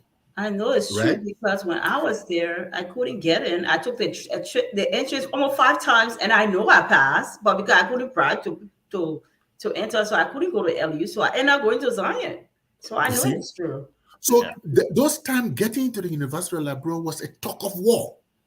So you know that what's the message when you're in high school, Telvi? It tells you that you got to prepare and prepare well. Right. The first time they said that if you don't pass national exam, you don't graduate, it became an impetus for us to go to all the Saturday classes, right? To go to all the after-school classes just because we had to pass. And then we had to enter the University of Liberia. We had to go to extra classes again to study for the University of Liberia entrance. But fast forward, the University of Liberia entrance exam situation became a marketplace. Mm-hmm, mm-hmm. So people were not preparing. So therefore, the record you said, I would pass. I will work my way through high school. If I go, I will just pay for the University of Liberia entrance, and I enter the University of Liberia. So you have a bunch of dead weights entering the University of Liberia, and you fought the system, and we corrected that. Policymakers wanted to fight, including lawmakers wanted to fight. Lawmakers wanted to fight. But hey, we stood our ground. And that trajectory changed. I hope it's continuing on the right trajectory as of now. So the coaching pass there, Tim, the entrance exam. We're going there today. I'm not going to discuss the individual.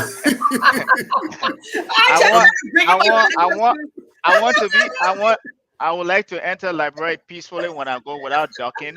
So I'm not going over there. Those guys are hoodlums. I'm not threatening. Let me tell you, I didn't hear that. I didn't hear you. I didn't hear nothing. See nothing, hear no evil. I didn't hear you. I didn't hear anything you said. Well, I'm not going to go into the individual. I'm discussing the system. We're not going there. But what about the point this guy is making? Like the meritocracy system, and knowing that there's an incentives for graduating, which he said, thereby providing jobs for you and when you graduate, which in essence, what he's saying that once you know there is a reward, which is an incentive for doing well in school, right? Whether it's a high school or it's a college, you would try by all means. Our parents used to pay, like my mother used to sell color to pay for school fee in Ghana, right? It's that because she knew the school system in Ghana was great, right? So if you know that there is a reward at the end of that, whatever effort you put in, right, that you will push, you will do whatever you can to graduate. But I think what the guy is saying here, not the guy, Hamilton is saying here is that it's not there, right? Well, I think he's right, though. I mean, he's right because overall, there's not an enabling environment, and that speaks to what he's saying. Those days when we were there, I mean, I went to school, high school, everything, college, started my college there. I just rolled out of my credit score when I came here, so it was quicker for me to graduate. But talking about incentive, that when we were in school, we striving for A's, getting door promotion, because we felt like when we graduate, I always wanted to be an accountant, or I wanted to be a CPA. So I knew I was going to find a job, doing that. And so I was always striving for excellence, but where is it now? Talking about enabling environment. Look at the conditions under which the children are even learning. Where is the library for me to go sit in, and even pick up some books and all of that? We had good libraries those days. But I went to public school and I went to private school. Libraries were there. Even the teachers. What is the incentive? These people got to teach halfway, take money, then they got to go, be doing other things just to make ends meet. That's why you have all of this corruption. What is the government doing to already empower them to not, do the wrong thing? And then you talk about even the ones that come to school here, or whether go to school in Ghana or neighboring countries, get trained. I know Alex mentioned about teachers going away, but when they go back, are they continuously being trained?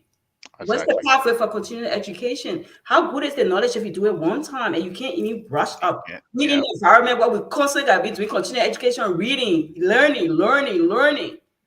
How are they sharpening their tools to even teach the students? Nowadays, the students know more than the teachers, with technology and all of that. So overall, there's not an enabling environment, and it goes back to what Alice was saying, everything starts from the top, leadership, governance. We can beat the dead horse, but it is what it is. I would thank you. I will make this point, and I'll bring Hamilton Zille's other comment here. It is. That's why I always say you need a great leader that will ensure that there's good governance, that will create the enabling environment for all of us to thrive. Right? It is a building block. Getting job, going to college, high school. I went to Tottenham High School before the war. I left from St. Mary's Catholic High School in Douala, and I chose Cathedral and St. Patrick's. I chose Tottenham High over St. Patrick's.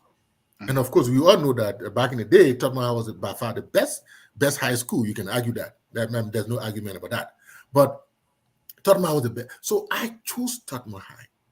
I, as a kid, as a 16-year-old kid, made a decision. And all my mind had to do was to go get on the line to get me an entrance, to get me to register, right? And then I went to the University of Liberia. We did well because Price Waterhouse at that time was hiring two graduates from LU campus, 2 accounting graduates. And I was one of those in my year. So you see the incentive to do well in high school. You see the incentive to do well in college, because at the end of the day, you get a job. But that is in addition to what Hamilton is saying here, that you are right, brother. Liberia needs to restructure the whole education system that will meet current reality of international workforce. To begin with, quality primary education should be of priority in our national development agenda. It is easier to build strong children than to repair broken men, Frederick Douglass, he quotes. Yeah. That is in addition, but it goes because the thing that support what Hamilton is saying is that good governance structure, is that ensuring that impunity does not become a culture in our country, punishing people for doing the right thing, rewarding people for doing the wrong thing. Now, students don't care. They know that whether they go to LU, they just want to get a degree and go, because they know once they know XYZ person that he was saying about the meritorious system. It even in a workplace, it hardly exists these days, because it's all about who know you and what connection you have, whether you're in a party and it's not just whether you're in a party. And some people tell me that how I got a job. We were sitting down somewhere in Monrovia one time, and the guy was saying, how I got a job. We work, I qualify for the job. Yeah, I said, but what was your qualification? 12 years I put in as an opposition. 12 years. I put 12 years. I said, so you work for the party for 12 years, so that will qualify you for this high level position. Because I'm like, this is how people get jobs. And so, what's the incentive to study? What's the incentive to go to school when you pay your way in school anyway? So, what's the incentive? Yeah. So, in addition to you can restructure the whole system when you care, but it's the governance structure. Like our brother said, who called in the line, it's the rule of law to ensure that people are held accountable for every fact. When you start that, everything will start taking its place. People will start behaving. The corruption will start going on the table. We're not saying that corruption will be eradicated totally in any country. It's in America, but it's going to go on the table. Yeah. So I think we have two people on the line. Okay, let's bring one of them. Then we move to something else. We have Harris and Eastman on the line. Harris been there for I think 10 minutes now. You got to bring the guy. I don't. Oh, let me go in there and bring him. Are you on there right now? Yeah. Yeah. So you say okay. Oh, Harris. Yeah. Okay. Percy has been there. Harris, right? Okay. So from our FIFO method, he's the first in. Good afternoon, guys. How you doing? Good afternoon, Percy. Nice conversation. Anytime you talk about liberalization, it touches me in a very personal way.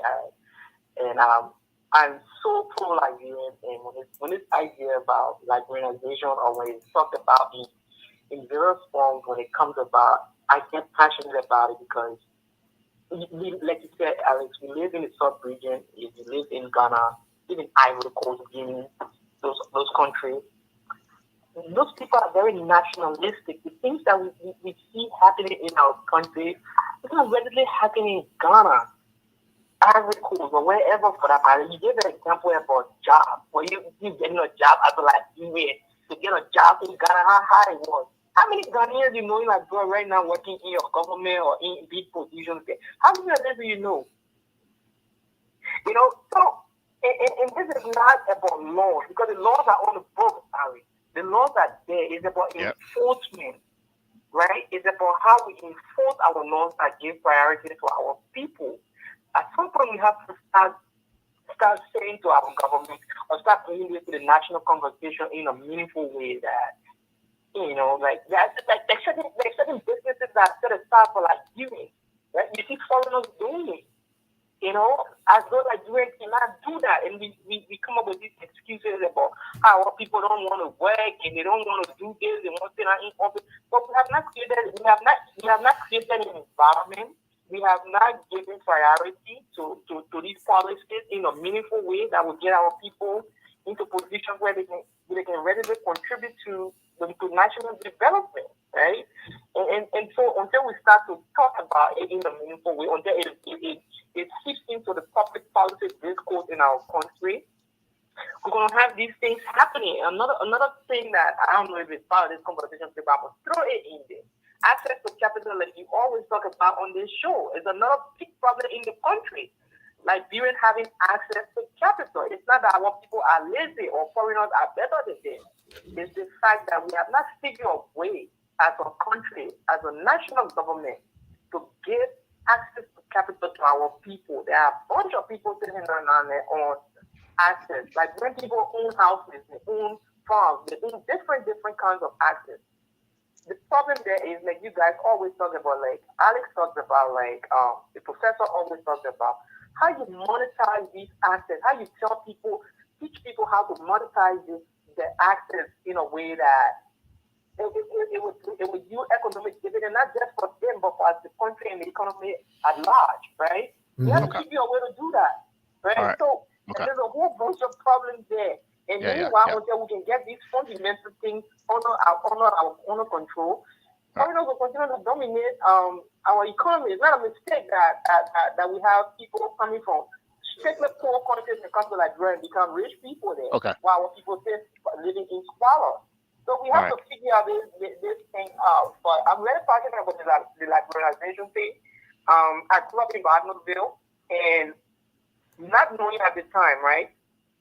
My neighbors were some Ghanaian people. They were living They were living in Banos, public housing, funded by government money. So this day, the people still live there.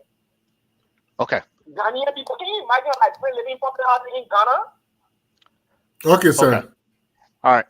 So he talks about Liberianization. But hey, Harris, you need to land. You need to land. Hello?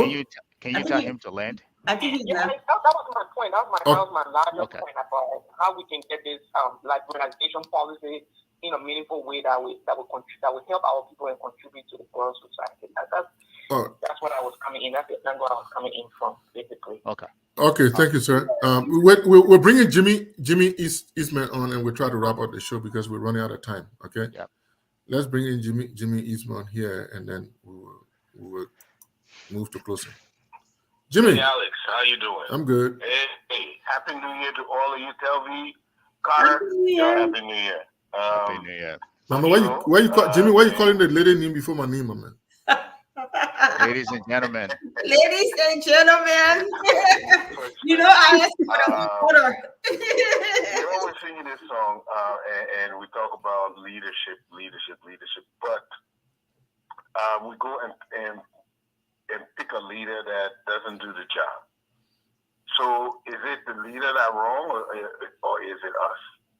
What are we gauging our values by?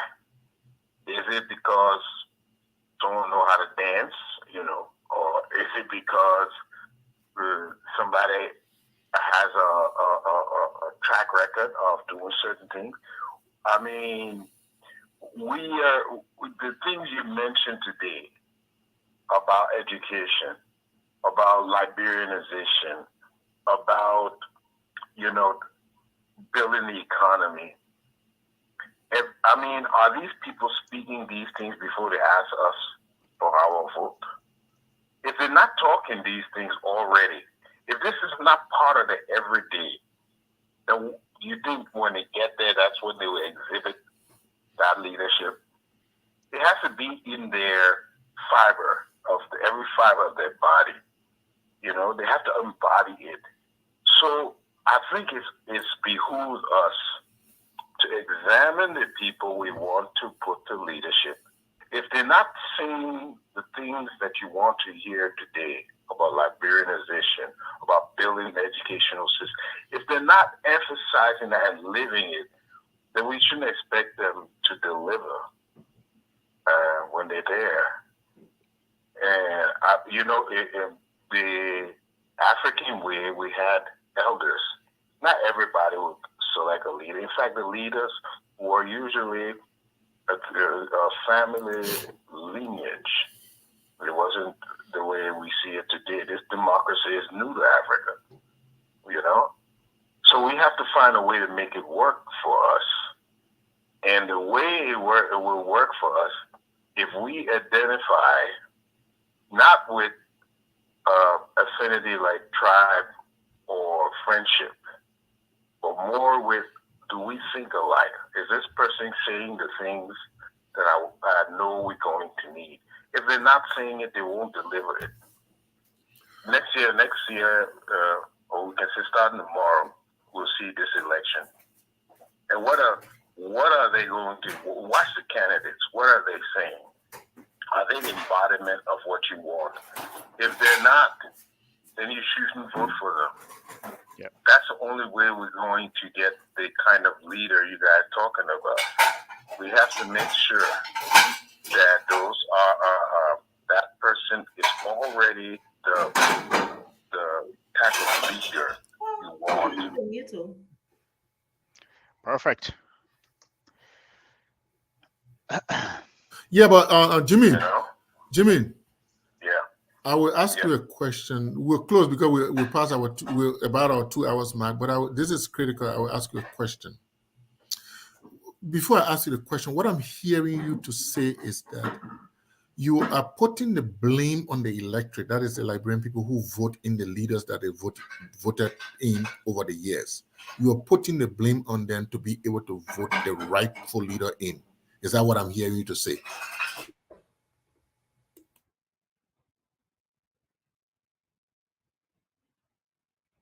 Absolutely. Agree. Admittedly,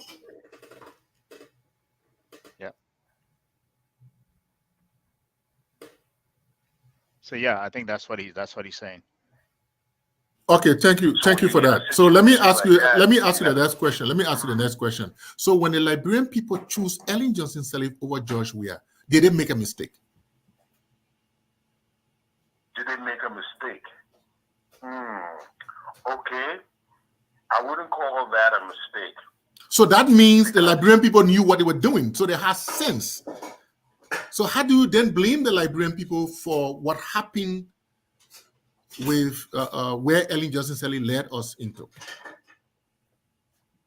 Okay, where the blame is when that administration, when Ellen administration has begun to go astray, right?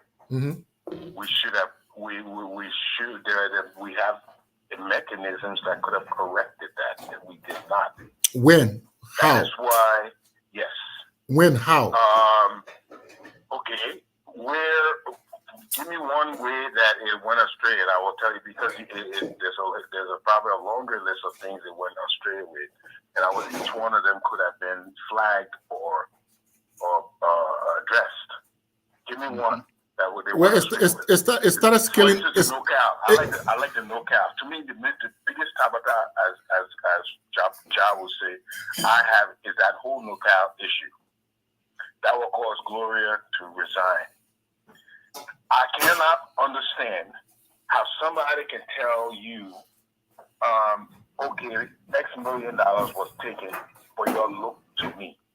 What does that mean? What does that mean, look to me? No, either you bring the money. So because listen now, because we're running out of time, we don't have the luxury of dragging the conversation. But I would tell you that is the issue that even the madam herself stated that she did not do well on corruption and reconciliation. She also stated in it. But those things started showing face beginning her 5th year. So by her 6 years, those things were not showing face, so the people voted her for the second time. Of course, over CDC. So the question I continue to ask people who are having this kind of argument that are blaming the Liberian people for voting is, did they make mistake on voting? So my position is that the Liberian people vote in who at the time they think is the best person that would lead them. But when we come to power, then we do something that is not by the people. For example, in this case, go ahead. In this case, I'm just using Madam Sirleaf as an example. Best leader, everything points to her that as compared to George Weah, you will vote her in power. And she led very well up to the 5th year.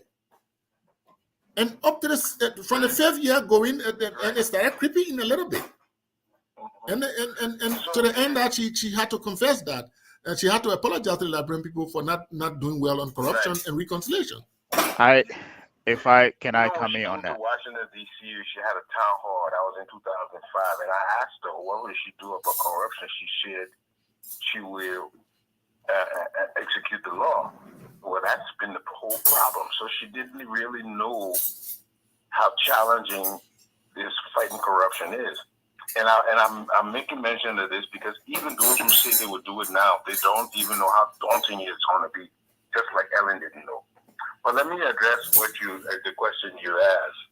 Okay, at the first 4 years she did, it didn't show any hint of corruption. In the 5th year, we saw it changing. We saw directions changing. In other words, as a voter, not only are your responsibility doesn't end as a citizen, I should say, it doesn't end at the ballot box.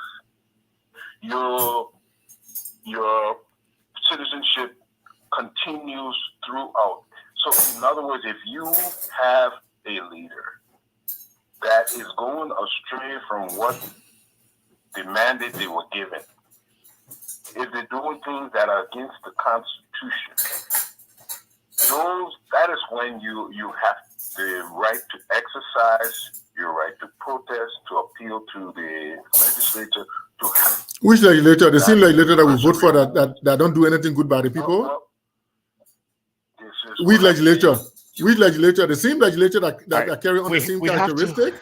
Let's move on. Okay, thank you, Jimmy. Thank you for your point. But I'm trying to say you have to use the tools available to you. Which tools? You can't use the legislative process. The people's deputy. Democracy. The people's deputy, you can use them because they're also falling within the same sphere. How do you use the people's deputy? So you must demonstrate all over the place? But you have certain tools. And you have to use, if you want, unless you He's don't not want audible to, enough. He's not audible. You have to use the tools given in democracy to correct wrongdoing. Now, if you can't use the tools, then you might as well not use. So my thing is your school of thought is continuing to put the blame on the people. Even though you voted you in because we thought you were the best person, you did good by us, but for 5 years, then you started failing. Then you bring it back to the people should demonstrate, the people should use the tools to move the person. And of course, they will use the tools. In a way, I the agree. Next person in. In a way, I agree. Don't do good by the people. I agree. I agree in a way. Where do we go? For example, what happened in America? Well, look what happened in America this year, at the beginning of this year. Trump tried to have a coup to overturn the vote of the results of the election. Because the American people have a structure system built that we don't have. That is what I'm telling you. You have to use the system. You have to have people. Okay, thank you, sir. We I just wanted to add something. Let's give it at his point, and let's move on. We got to close the show. Happy New Year, Chief. Okay, thank you. Can I add something to his point? We can void the blame on just the leadership. You know, at some point that you have to hold the Liberian people accountable, right? I get what he's actually saying, right? If you are electing people who are not having the right conversation, right? Who, like he said, you know, they think they're supposed to be talking about, they're not talking about it, and you still go on and elect them, the onus is on you because they didn't tell you the things that they were going to do, and you still elected them. You know, yes, we can hold the elected official accountable as well, but there comes a time where we also have to hold the voters accountable as well. I think that's what he's trying to say. That at some point you have to put some kind of blame, a weight on the voters as well. And I think that's the only point I agree with him on. You can't just say the leaders. Yeah, we're as good as the leader. The country gets the leader that they deserve. You know, so you're right. We are as good as the leader that we elect, but at the end of the day, Gabriel, the thing is that many people make this argument that that whole thing, the Liberian people should know better.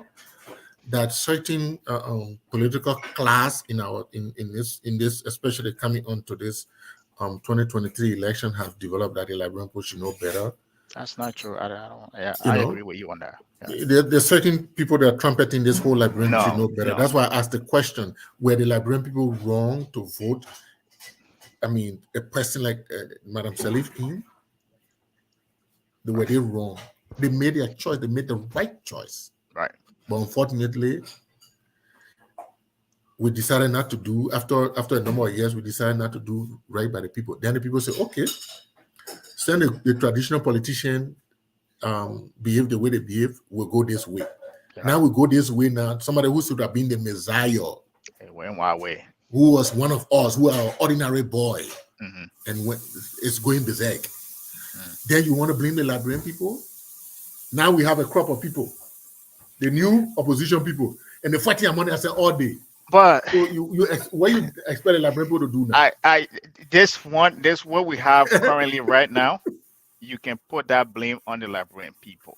You know, it's just come on, man. But let's close the show, man. Yeah, let's close. I don't know if we want to address Harris' comment that he made, or you just want us to close the show. But who? What is coming there? What is Percy? His calling when he called in. We can. Oh, right. We'll finish with that thing. You talk about Liberianization most of the time, but again, right. I think we are largely. I think we are largely Liberianized in our country. We are largely Liberianized. It's those days where when you talk about What does that liberalization, mean meaning to be in what Liberianized? aspect? Fine. Is it in business? Is it in jobs? Is it in education? So my thing was in jobs. Gone are the days where we had all these different people from the from the African sub-region that were, for example, teachers in all our schools. We have more Liberian teachers now. Gone are the days where you have um, um, different people from different national holding key positions in our country. Those days are gone. Gone are the days where we brought in all these different expatriates on these different programs to do knowledge transfer. Those days are gone. Of course, we got to every country we work with experts coming into our country now and then, every now and then for different reasons. But largely, when in terms of the job market, we are largely liberalized. Now, maybe in a business area, that's where we have the challenges, right? With, you know, our business economy sort of is being controlled largely by, foreign people. So maybe in that area, yes, but there are efforts that are being made to bring more Liberian small businesses up, and Liberian are making business. So they are deliberate effort, but except that, like we keep saying, the environment has to be there for for them to have the impetus to do business, to grow. So there has to be deliberate effort to provide them and to get access to financing and all the different things that Would will you happen would to you grow would to you grow the Liberian business. would you think that the job in the job aspect we are now, I'm not talking about the Liberian people that work in Liberian government. I mean, that is, obviously all Liberian.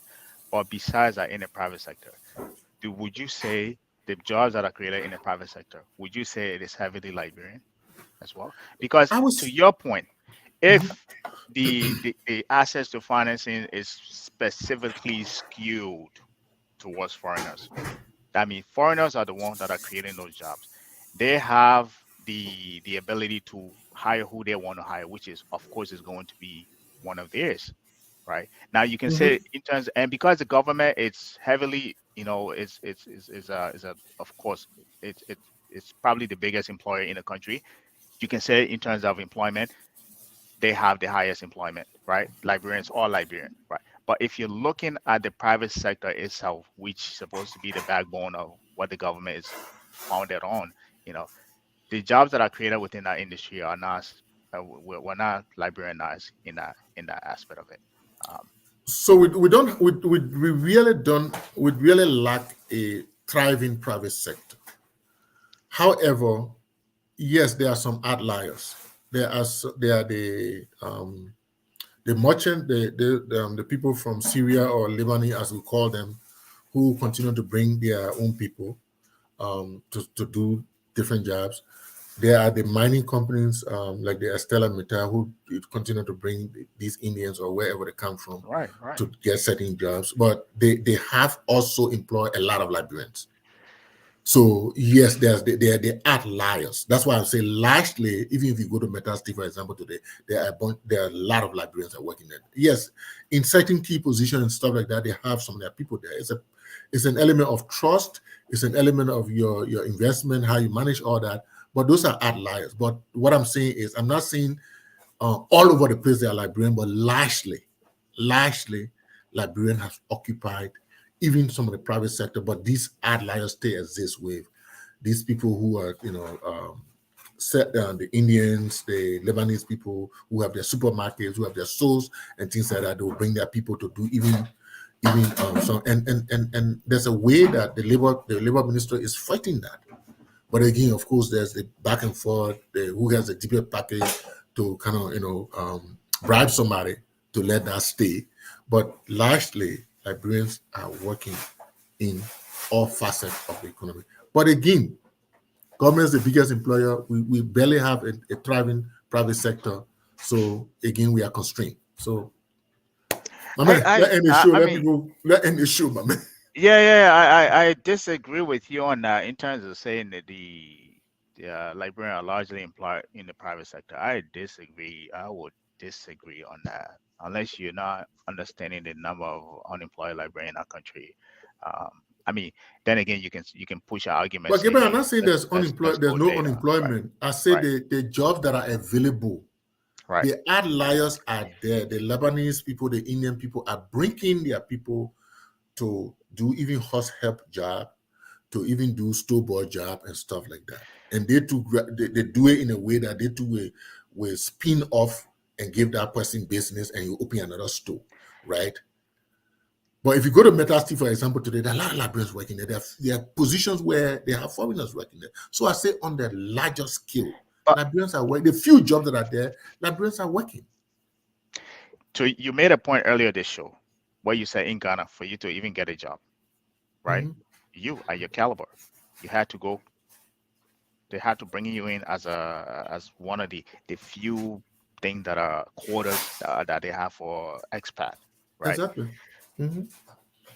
Why? So becoming, I mean, this whole, like, we can continue this topic here for on and on and on and on. I think the whole Liberianization thing that we actually have set aside is in what, as Percy said, we have the laws on the book. We're not following it, right? If, as you said, they do in Ghana, if we were doing the same thing, where we say there's, only certain amount of people, if you're starting a company to this level, that only certain amount of people you can bring in from outside to work in our company. The rest of those people have to be hired, have to be Liberians, right? If we were doing that, maybe we have that on the books. Again, maybe we're not following. We have those things on the books. We have those things on the books. And that's the point that I'm trying to get to, right? And I think that was the point that I think Harris were trying to make, that we do have those laws on the book, but we're not following them. And as a result, because we're not following them, those people, as you mentioned, find a loophole around those things to get around them. Gabriel, I agree with you. I agree with you. But what I'm saying is, like 20 years ago, 30 years ago, if you came to the University of Liberia, for example, if you came to the accounting department, for example, when I went to school, majority of my teachers were Ghanaians. Mm-hmm. Few were Nigerians. Minority were Liberians.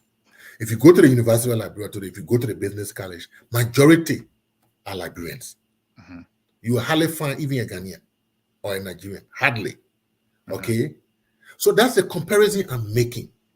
Okay? When Madam Ellen started all this reform, yes, there were foreigners that were coming to do a lot of stuff. But there were knowledge transfer. There are things after some time, all these different programs that they had, they brought in Liberians too, who the intention was to transfer knowledge. So these days, including in this government, you barely have foreigners coming to do those things. Only, of course, there are areas where, for example, we're doing a revenue reform and they did it, and we need somebody from so and so place to come and do the project because the project is being funded by IML or World Bank or this other organization. So they feel that they need this one expert to come. But again, there are Liberians who are working on that system. All right. Gone are the days where, yes, between 2006, 2007, 2008, 2009, we have more expatriates in the country. But nowadays, it's not the case, especially in government structure. In the private sector, there are efforts to, like I gave Metal Steel, because I know a lot of Liberians who have gotten job at Metal Steel. I'm not saying there are no foreigners there. I'm not saying that. But there are a lot of Liberians who have employed there as well. So in the private sector, which we don't have a lot, there are efforts to ensure that Liberians are working. There are more Liberians working, even though there are some foreigners there too. I'm not saying there are no foreigners there. So on the larger scale, Liberians are getting jobs in the private sector. And in the public sector, most of those reforms that lend foreigners to come to the country, they are no more. So Liberians have taken over. The PMU, the project management unit, have been taken over by Liberians. Those project management units that were resourced by foreigners, they have been taken over by Liberians. So there are efforts largely to put Liberians to work. So if we had a thriving private sector, more Liberians will be employed as compared to foreigners. Of course, there will be foreigners employed. But these days, our country is not attractive, so how plenty people will go there, by the way? Say. So that goes your answer. Our country not attractive. How plenty people? You go to Ghana, you see all these Nigerians doing all kinds of different things. But now, Liberian, how you have different? You have more Nigerians in Liberia, but they are into the business. They are into the business exchange. Some of the little nuances they do, but they are into the business, aspect. They are building their small shops and stuff like that. Yeah, and but my man, we got to close the show. It's 20 minutes after 2. Yeah, I don't think we have any more comments, so let's wrap up. Let's wrap up. Thank you everybody for listening, my man. Close the show back. But I like to say again, Happy New Year, Happy 20. We hope to see you in 2023. We like our commenters here and the people who called. Thank you very much for continuing to follow us. For those who didn't comment, just listening to the show, thank you as well. And those who are listening later on, thank you, and Happy New Year. Yeah, I think you said it all. Thank you for tuning in, for your comments, your questions. If we didn't get to your comment, that didn't mean it wasn't important. It's just that we were running through the program. So we will be here next Saturday, starting the year off. I think we mentioned earlier that we are going to have a business program. We want to make this the biggest, probably if it isn't already, business podcast that speaks to everything business, economics, and finance in Liberia. So we're going to make a concerted effort next year to bring forth some programs into that direction. So if you know anybody in business, we will be reaching out to a lot of people about that. So look forward to that. And Happy New Year. We hope that you set your New Year's resolution and you stick to it. Don't just make it in words, stick to it.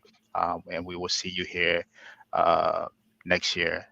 As we always say, we are all Liberians, and regardless of whether you agree with the discussion we're having here, whether you think we're presenting solutions or not, at the end of the day, there's one thing that is a common denominator, and that's the fact that we're all Liberians. And our conversation here is to take that conversation a little further than we left it. So thank you. Enjoy the rest of your weekend, and we will see you here next Saturday. Adios. Ciao. Peace. We are Liberians. Liberia is our home. Liberian people.